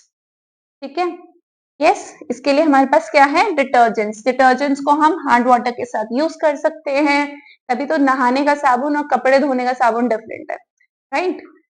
ठीक है, then comes your, they are biodegradable. Soaps are biodegradable whereas your detergents are non biodegradable. They cause lot of water pollution in the rivers and lakes and everywhere. Yes, also detergents का cleansing action भी stronger है soap से. Clear? मतलब clear? ठीक है, सो they are much hard. ठीक है, detergents hard होंगे तभी वो कपड़ों पे इस्तेमाल हो रहे हैं. Fine, okay.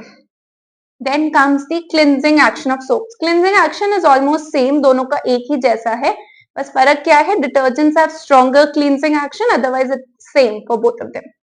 क्या है क्लींजिंग एक्शन? जो आपका सोप या डिटर्जेंट का मॉलिक्यूल होता है उसके दो एंड्स होते हैं. ठीक है, एक टेल और एक ये हेड.